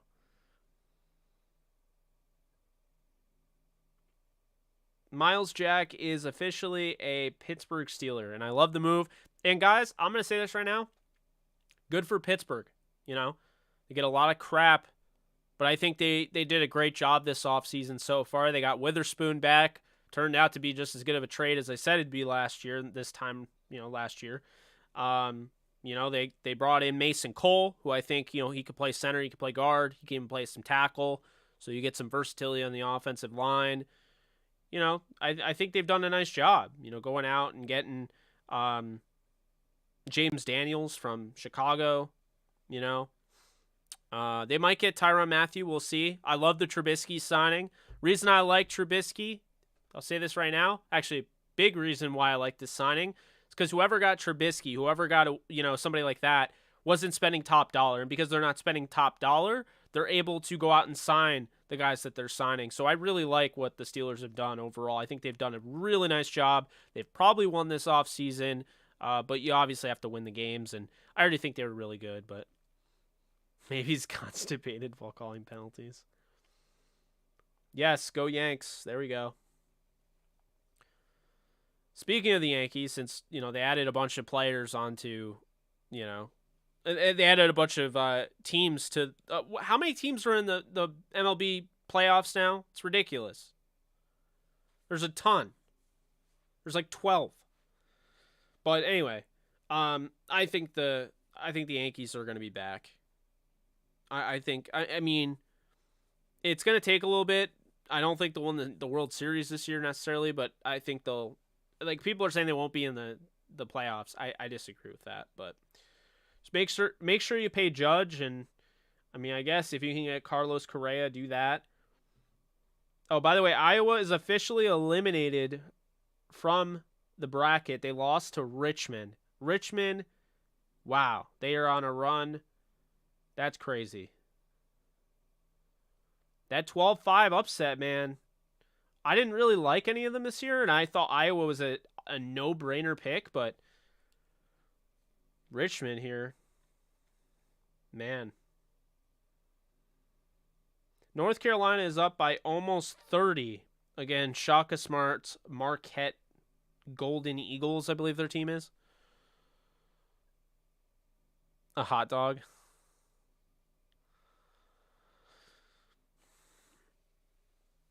Hey, I'll say this right now. Being a Kansas fan, I'm not complaining that Iowa is out of that bracket. They were the scariest team I thought Kansas would have to face. I think Kansas has a really good draw, and now with Iowa gone, I think it makes it a lot easier for them. They got an easier path for sure.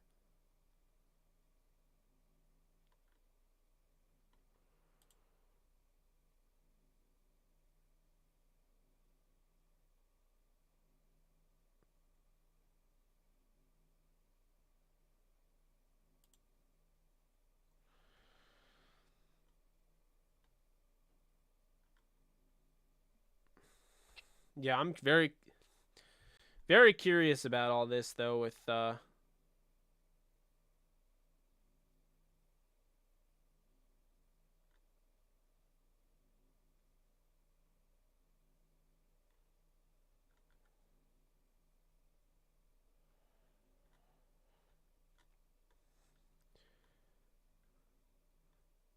could definitely see Daniil Hunter. If the Rams do trade a receiver, I could see them trading for Daniil Hunter. I could see that.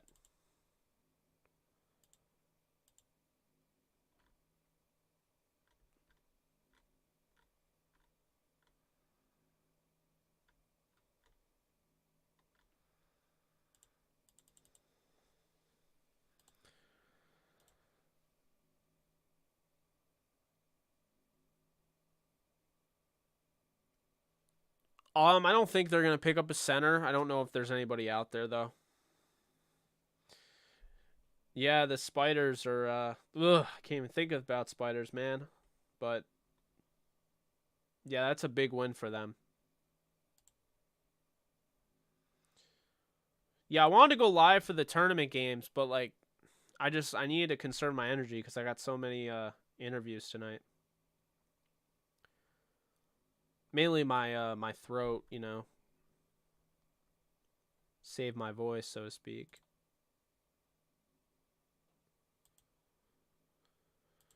Now Georgia State could absolutely blow this game. They're 18-10. Like they're down by 2 at half. I'm not saying they're gonna win, but I am saying they're one of the toughest 16 seeds I've ever seen. This is one of the best 16 seeds I've ever seen in the tournament. I don't know how Gonzaga drew the toughest 16 seed, but here we are.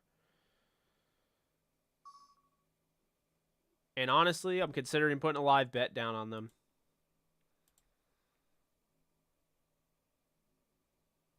Can't really now, but oh yeah, you can. What's the line at? Nope, you can't. It's locked. Well, when it gets out of the intermission, oh yeah, guys, I'm very much considering putting a live bet down on Georgia State plus 14.5. Man, I might just put a crazy bet down for them to win. It's plus what is it? It's 12-1 odds for them to win, and they're down 2 at the half.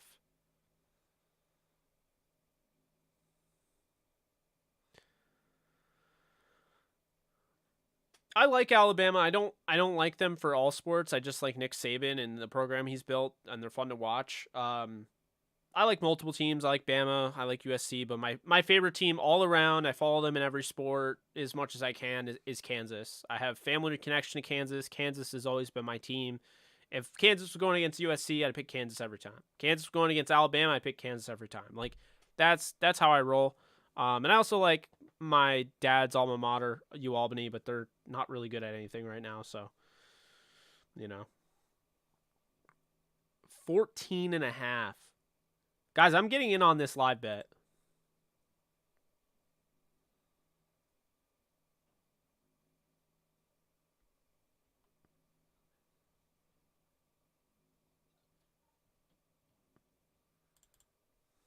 What do you say? Put 100 down?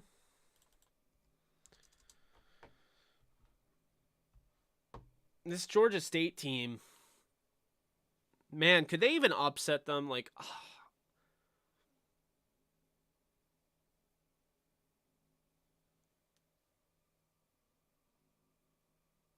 I wouldn't trade Bobby Trees for all the tea in China. That's funny.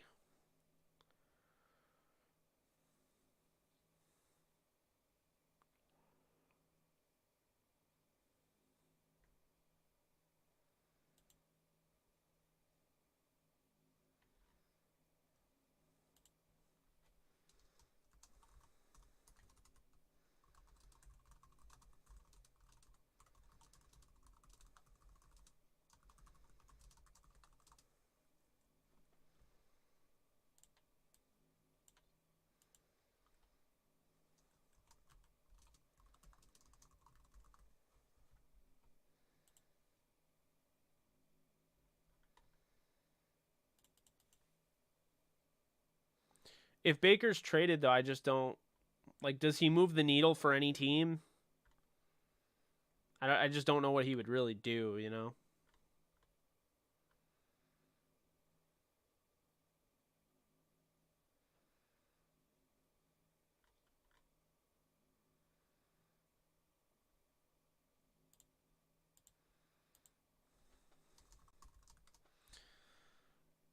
My friend Bill Carroll just tweeted, "Is it too early to tweet about future Ram Fletcher Cox?"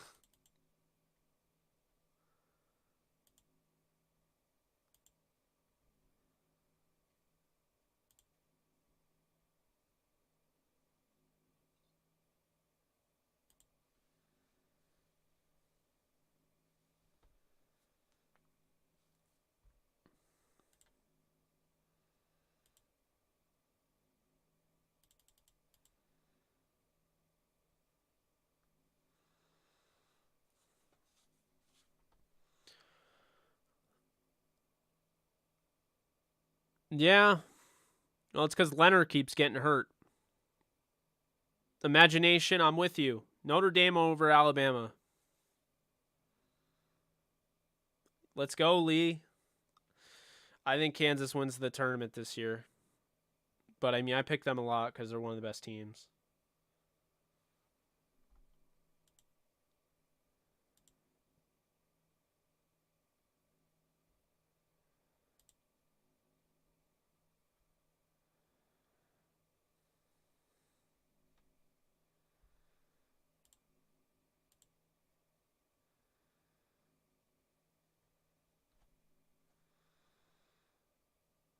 I think the Colts are going to get with Matt Ryan. I think at the end of the day, we'll see Deshaun Watson go to Atlanta. But we'll see.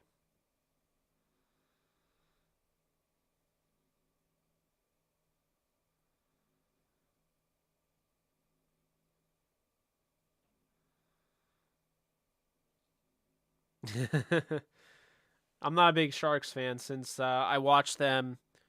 What was it? Vegas was up 3-1 with 6 minutes to go, and they blew the lead and lost in the playoffs. Oh, that kills me every time. Brutal. He could. Fletcher Cox is already getting paid. He could take a lot less money and go to the Rams and then just get paid next year.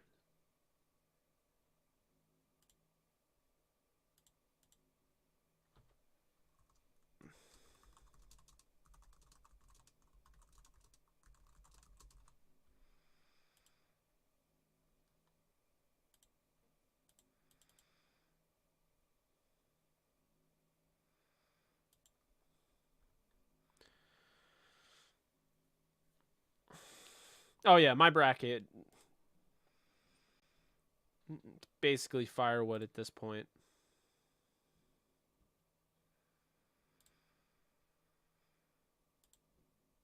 You know what's not firewood? These views, man. That didn't make any sense. But we're almost at 4,000 views, and I really do appreciate you guys helping me get to that point. We've been streaming for a little bit. Oh, almost 2 hours. Damn. We'll probably wrap it up soon. Watson's either going to the Saints or Atlanta, but I think it's going to be Atlanta. He's from Georgia. I think he'll end up going to Atlanta.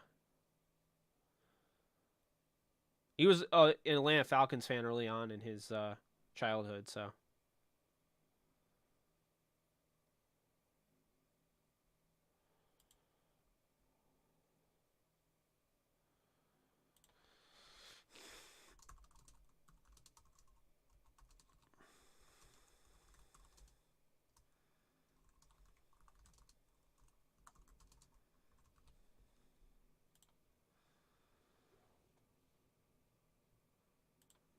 Oh, yeah, that Sharks vs. Knights series was amazing.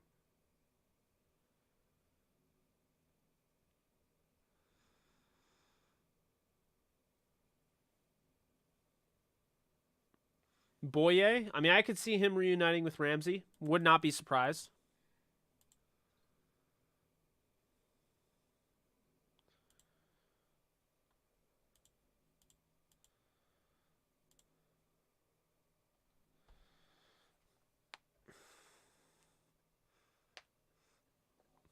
I ended up live betting on Georgia State.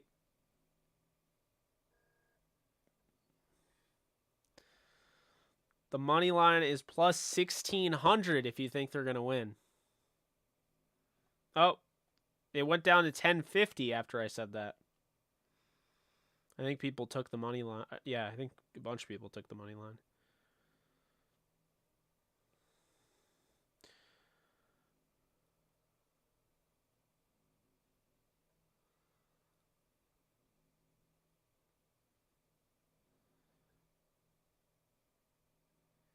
Georgia State, man. This game is going to be insane. It's 48-46.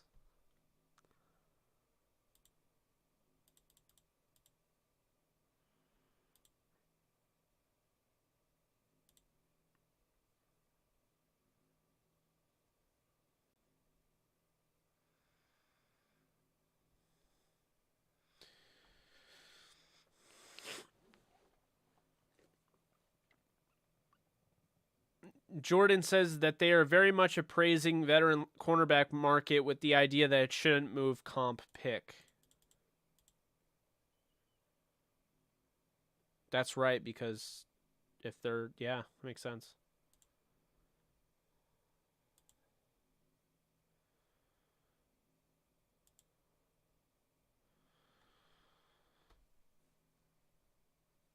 You you think Baker's going to the Colts?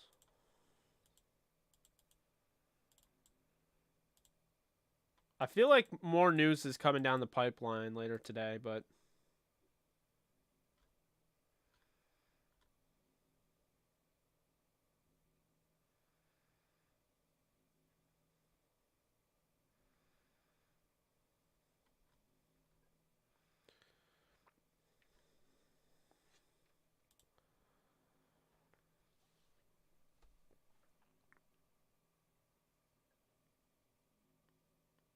OBJ contract, hard to tell. That is 1 year, like 5 million with a ton of incentives.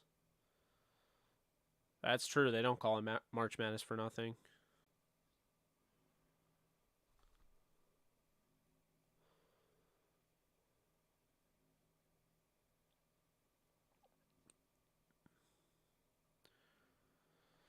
I don't know if Woods is getting traded. I really don't know. It could be Van.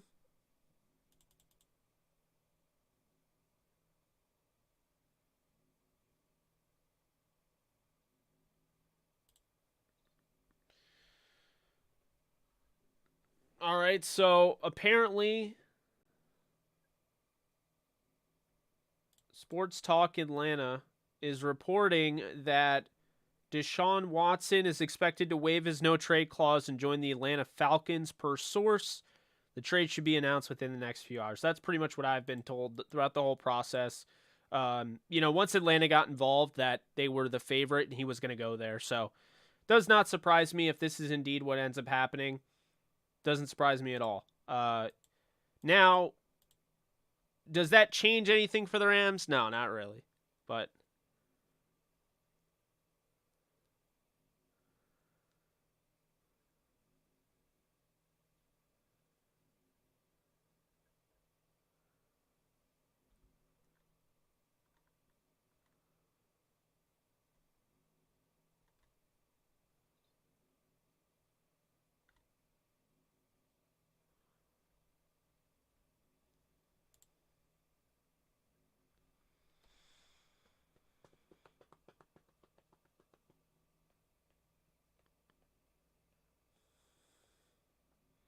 yeah, Van Jefferson, I would say, is either properly or a little bit underrated. I definitely don't think he's overrated.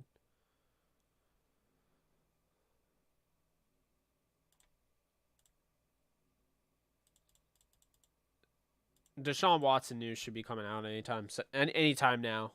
That's a you know.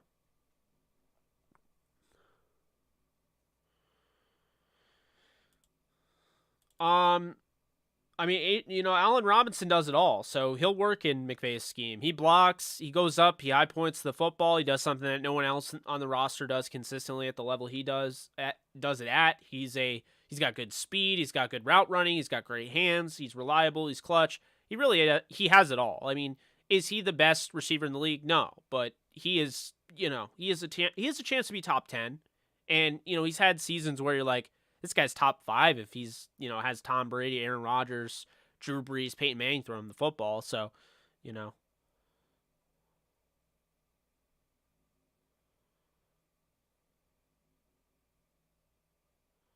he's not overrated. Van Jefferson is far from overrated.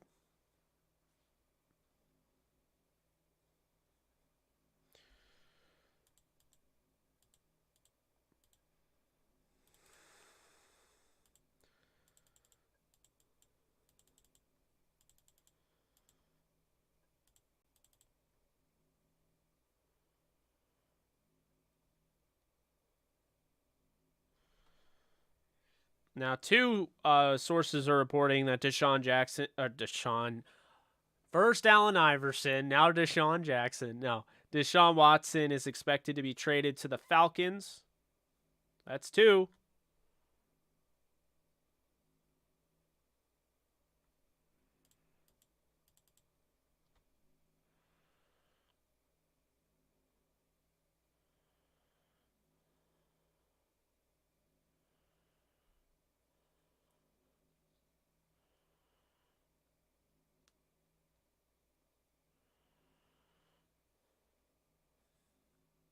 What's up, LA Rams?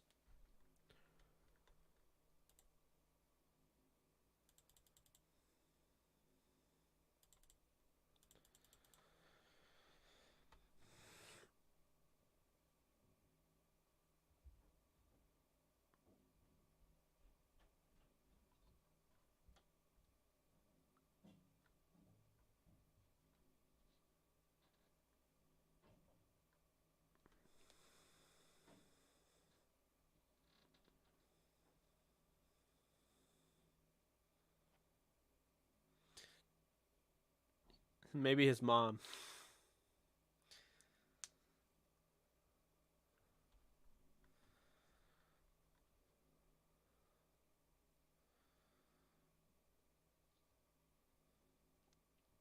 NFL posted there's no such thing as a 50-50 ball with Allen Robinson. I agree with that. Georgia State, baby. Sticking with them. 12:30. I did put in that live bet.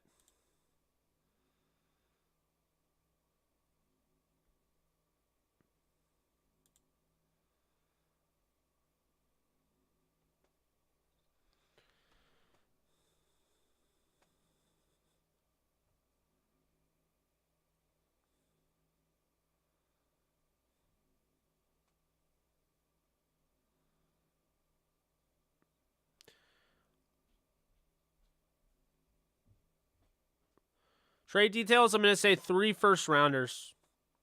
Simple. I don't think it's going to be anything crazy. 3 first-rounders will get it done. And then they'll subsequently announce a trade, Matt Ryan to the Indianapolis Colts. The Colts will probably give up like a third, but they're taking on probably most of Matt Ryan's salary with that, cap space that they got, which is number 1 in the league, I believe. So take on the majority of his salary. They get a 3rd-round pick out of it. Maybe a 2nd-round pick. It might even be a pick swap, to be honest with you. Atlanta might have to give up stuff to actually have the Colts take on Matt Ryan's deal. It might be a win-win for the Colts. The Colts have no chance of getting Deshaun Watson. They never did because he's from the Texans, and they're not going to trade to a rival. So,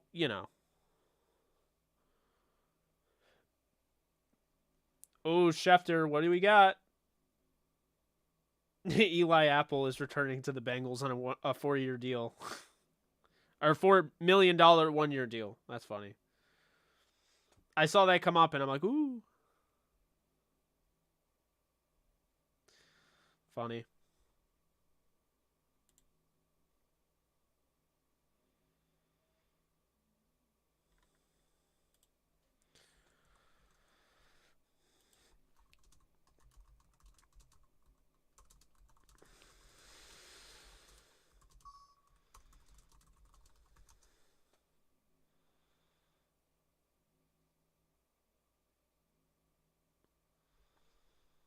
All that for Eli Apple.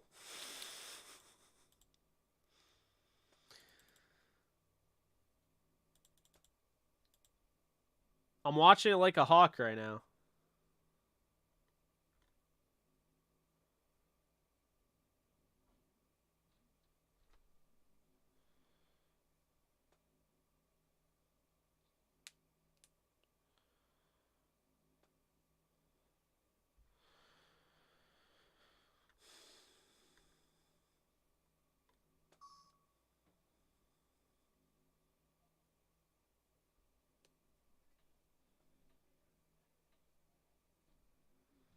Zach Ertz is actively trying to get Fletcher Cox to come to the Arizona Cardinals, but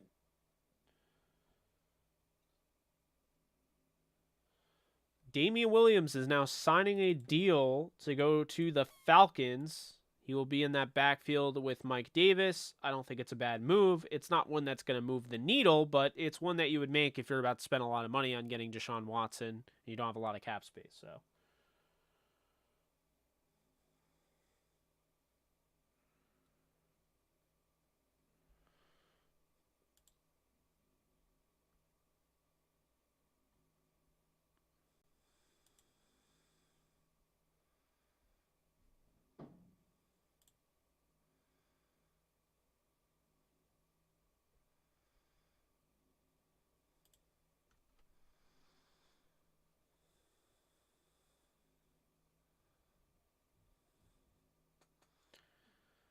he should have to pay the Bengals to play for them. That is amazing.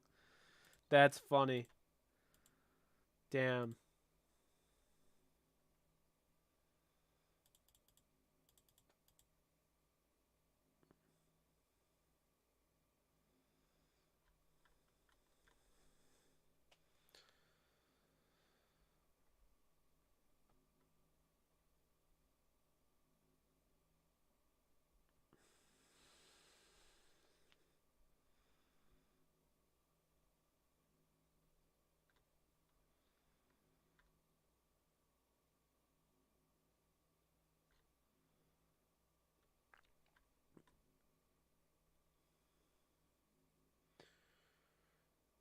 Now I have a third source on Twitter saying Watson to Atlanta. Well, I would imagine we're going to find out soon. But like I said, that's what I expected. And I won't be surprised when Watson goes to Atlanta and all of a sudden Jarvis Landry and Will Fuller sign right after that.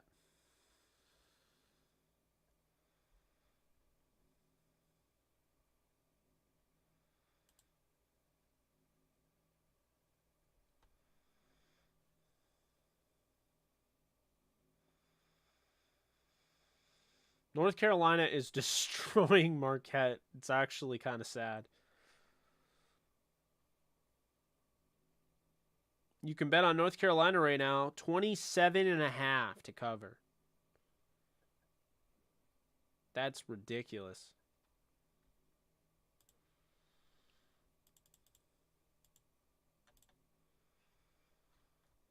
Remember when people used to tell me Shaka Smart was one of the best coaches in college basketball?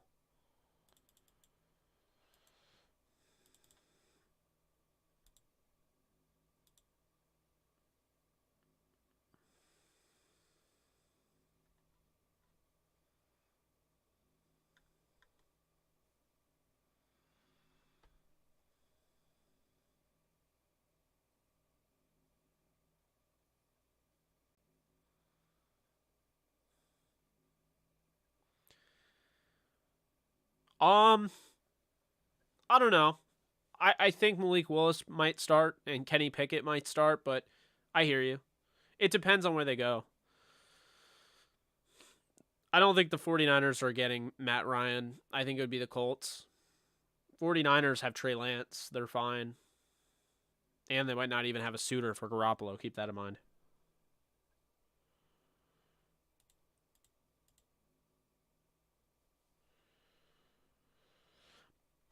I agree. Allen Robinson takes a ton of pressure off the receivers.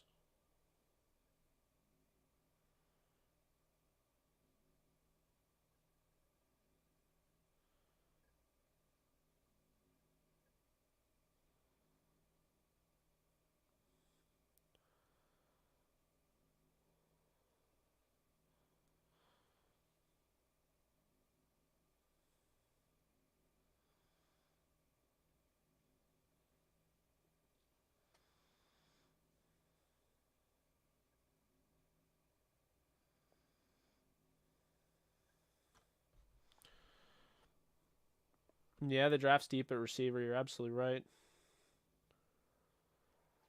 Georgia State still in it with Gonzaga. 62-58.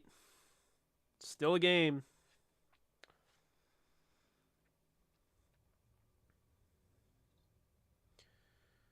What's hurting Georgia State is that they're in foul trouble. Just hit 4,000 views on this stream. Appreciate you, everybody who's been a part of it. Be sure to like if you haven't already. Be sure to subscribe if you haven't already.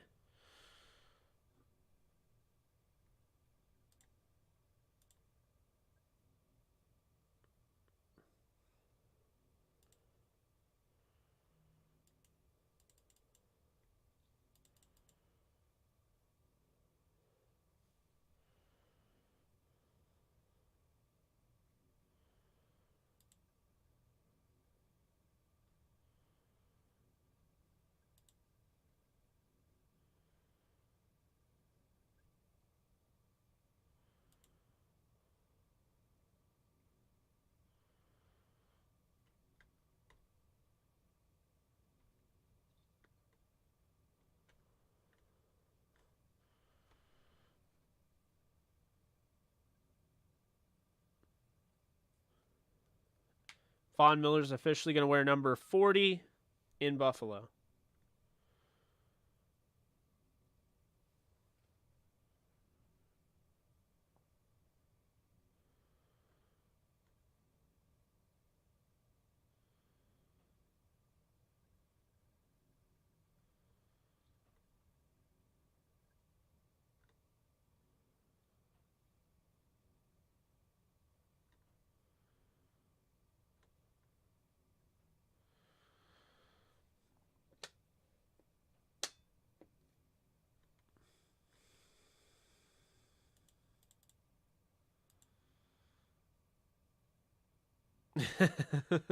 I was the same way, HD. I hate Magma Worm.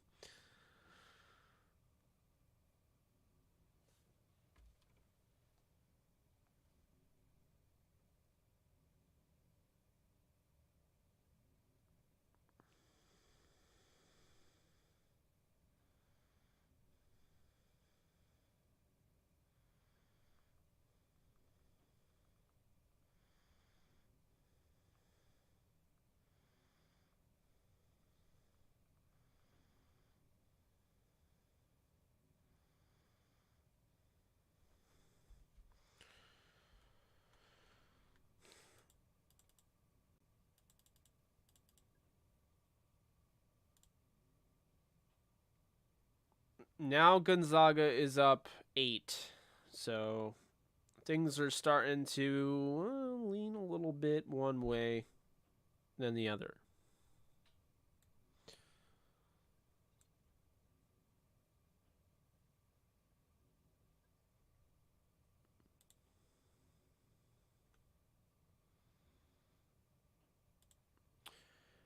I wouldn't pay Michelle what I think Michelle's going to get, but potentially.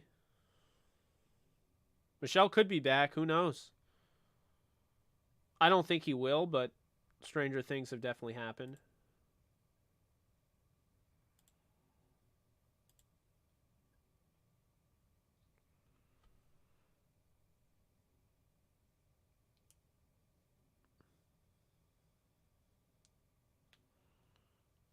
Yes. The Moonveil Katana. I gotta go live on my gaming stream soon, but a gaming channel. I was gonna go last night. Just been getting so tired lately, folks. I'm not a fan of doing live streams if I get exhausted and I can't do it at my best a bit. I can't do it at my best, you know what I mean?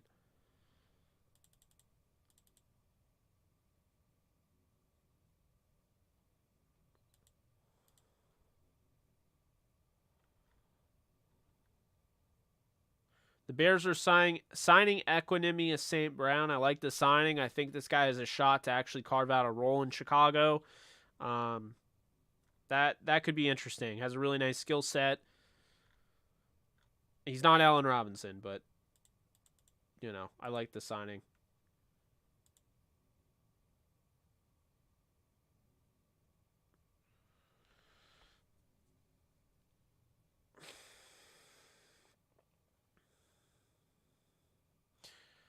No, I didn't watch the Hogwarts Legacy State of Play. I'm going to do that when I get off here.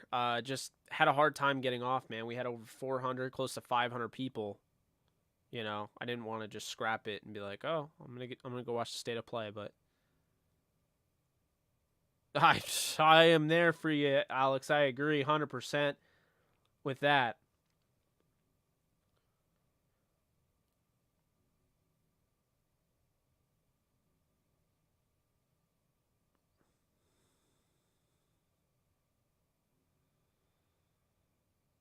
I can't wait for Hogwarts Legacy. I think it's going to be great.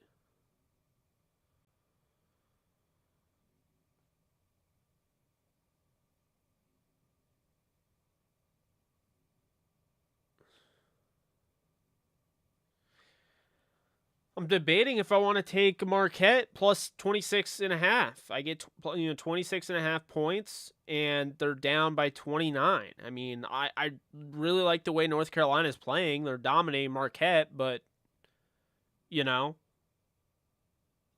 I mean, 26.5. That's a lot.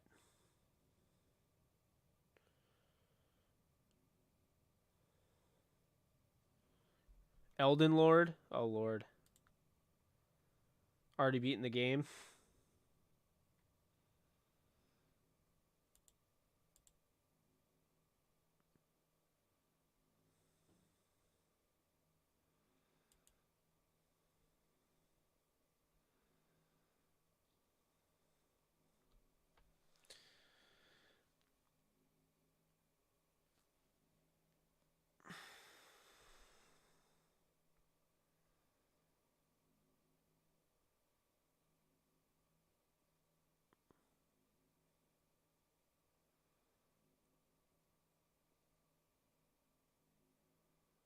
Take Marquette.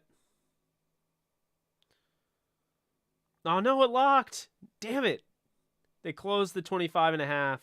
I tried to get in. 24.5. Now it's completely locked.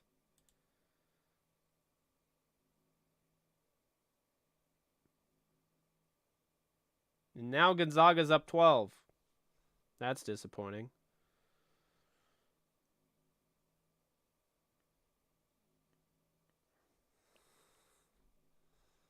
What do you guys think? 24.5? Is that good? No, 25.5, I think. Yeah, I'm on BetMGM.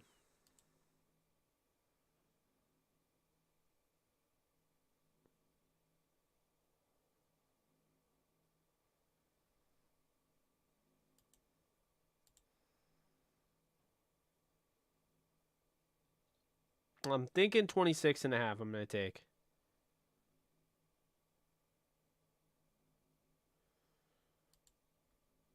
We're doing it.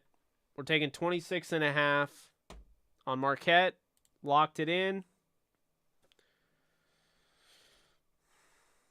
Go make a comeback, I guess. I don't know. I was feeling good about Georgia State, and now they're starting to fall apart. They're down 14 now. I took the 14.5 Georgia spread, and we'll see if that holds on. But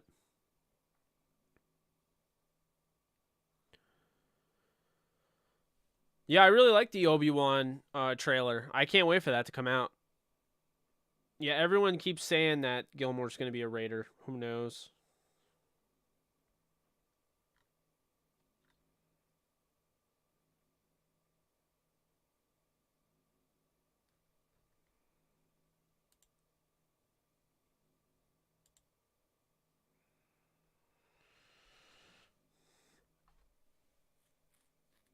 Problem is Georgia State was in so much foul trouble. You know, this was kind of imminent.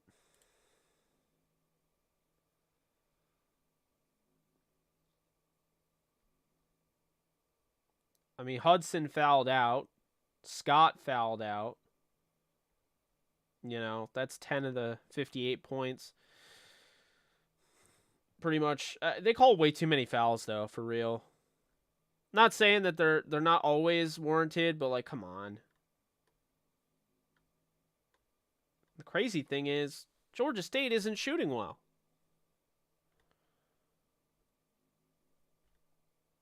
They're in the game because they make their free throws, and Gonzaga's not. They're not exactly dominating this game.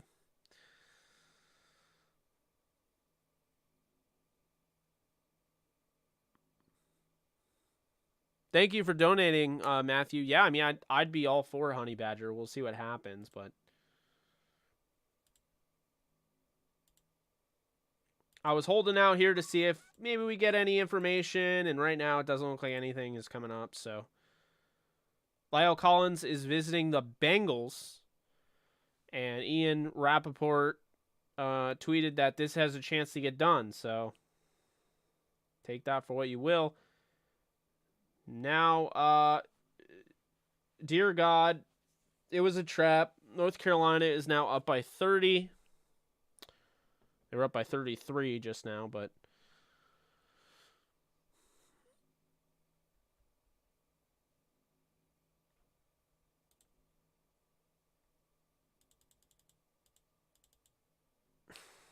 that Deshaun Watson news, man, just come out already. It's obnoxious. I hate waiting on all these news stories. I don't think it means no OBJ. Well, AMS, if you trade Higbee, who's going to be your tight end? I like Blanton, I like Bryson, but I don't know if those guys are ready to start, you know?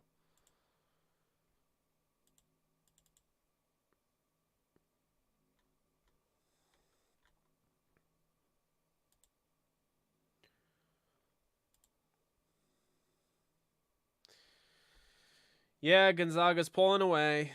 Bummer.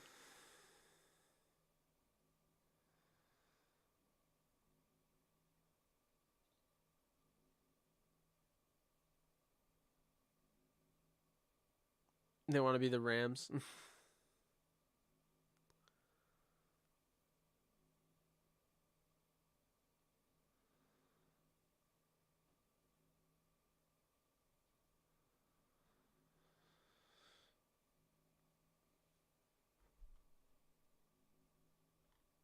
I don't think they're going to cover now, the way it looks.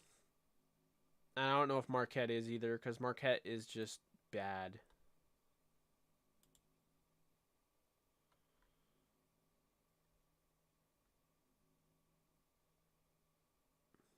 Like, they're missing straight up layups and stuff. I don't know. Not feeling good about Marquette covering that. I probably shouldn't have taken the bait. I was 4-0 in live bets today. I'm probably going to be 4-2 because I think Georgia State is not going to cover, and I think Marquette is going to not cover for North Carolina. But hey, we got plenty of others left, so not too worried about it.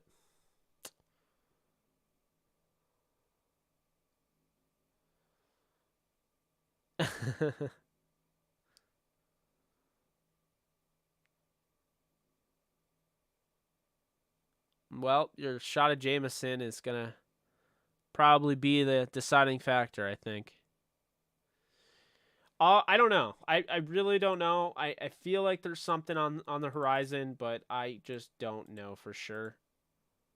It's like I didn't want to go offline, but at the same time, I could go back on if anything comes up.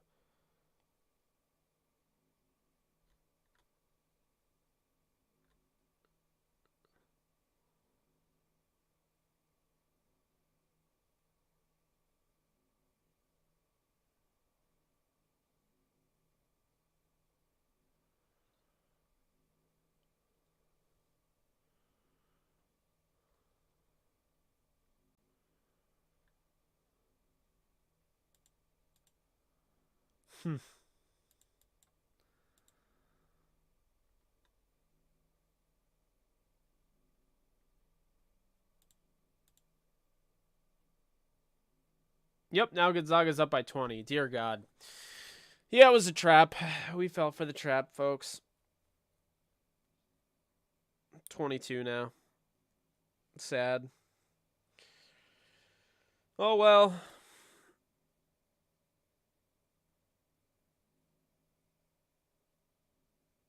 Yeah, I'm excited. I'm going to watch the state of play as soon as I get off here. Guys, thank you so much. It's been a lot of fun. This has been one of our best streams in a long time. You over 4,000 views. Really appreciate you guys getting over almost 500, live views. So, live plays. I don't know what you want to call it, whatever you want to call it, but it's been very successful. Almost 12 for the average view duration, 12 minutes. That's incredible. $47 in chat revenue. Really do appreciate you guys donating. It's been awesome. And that is going to do it for me. So I'm going to head on out of here, and I will see you guys relatively soon. I'm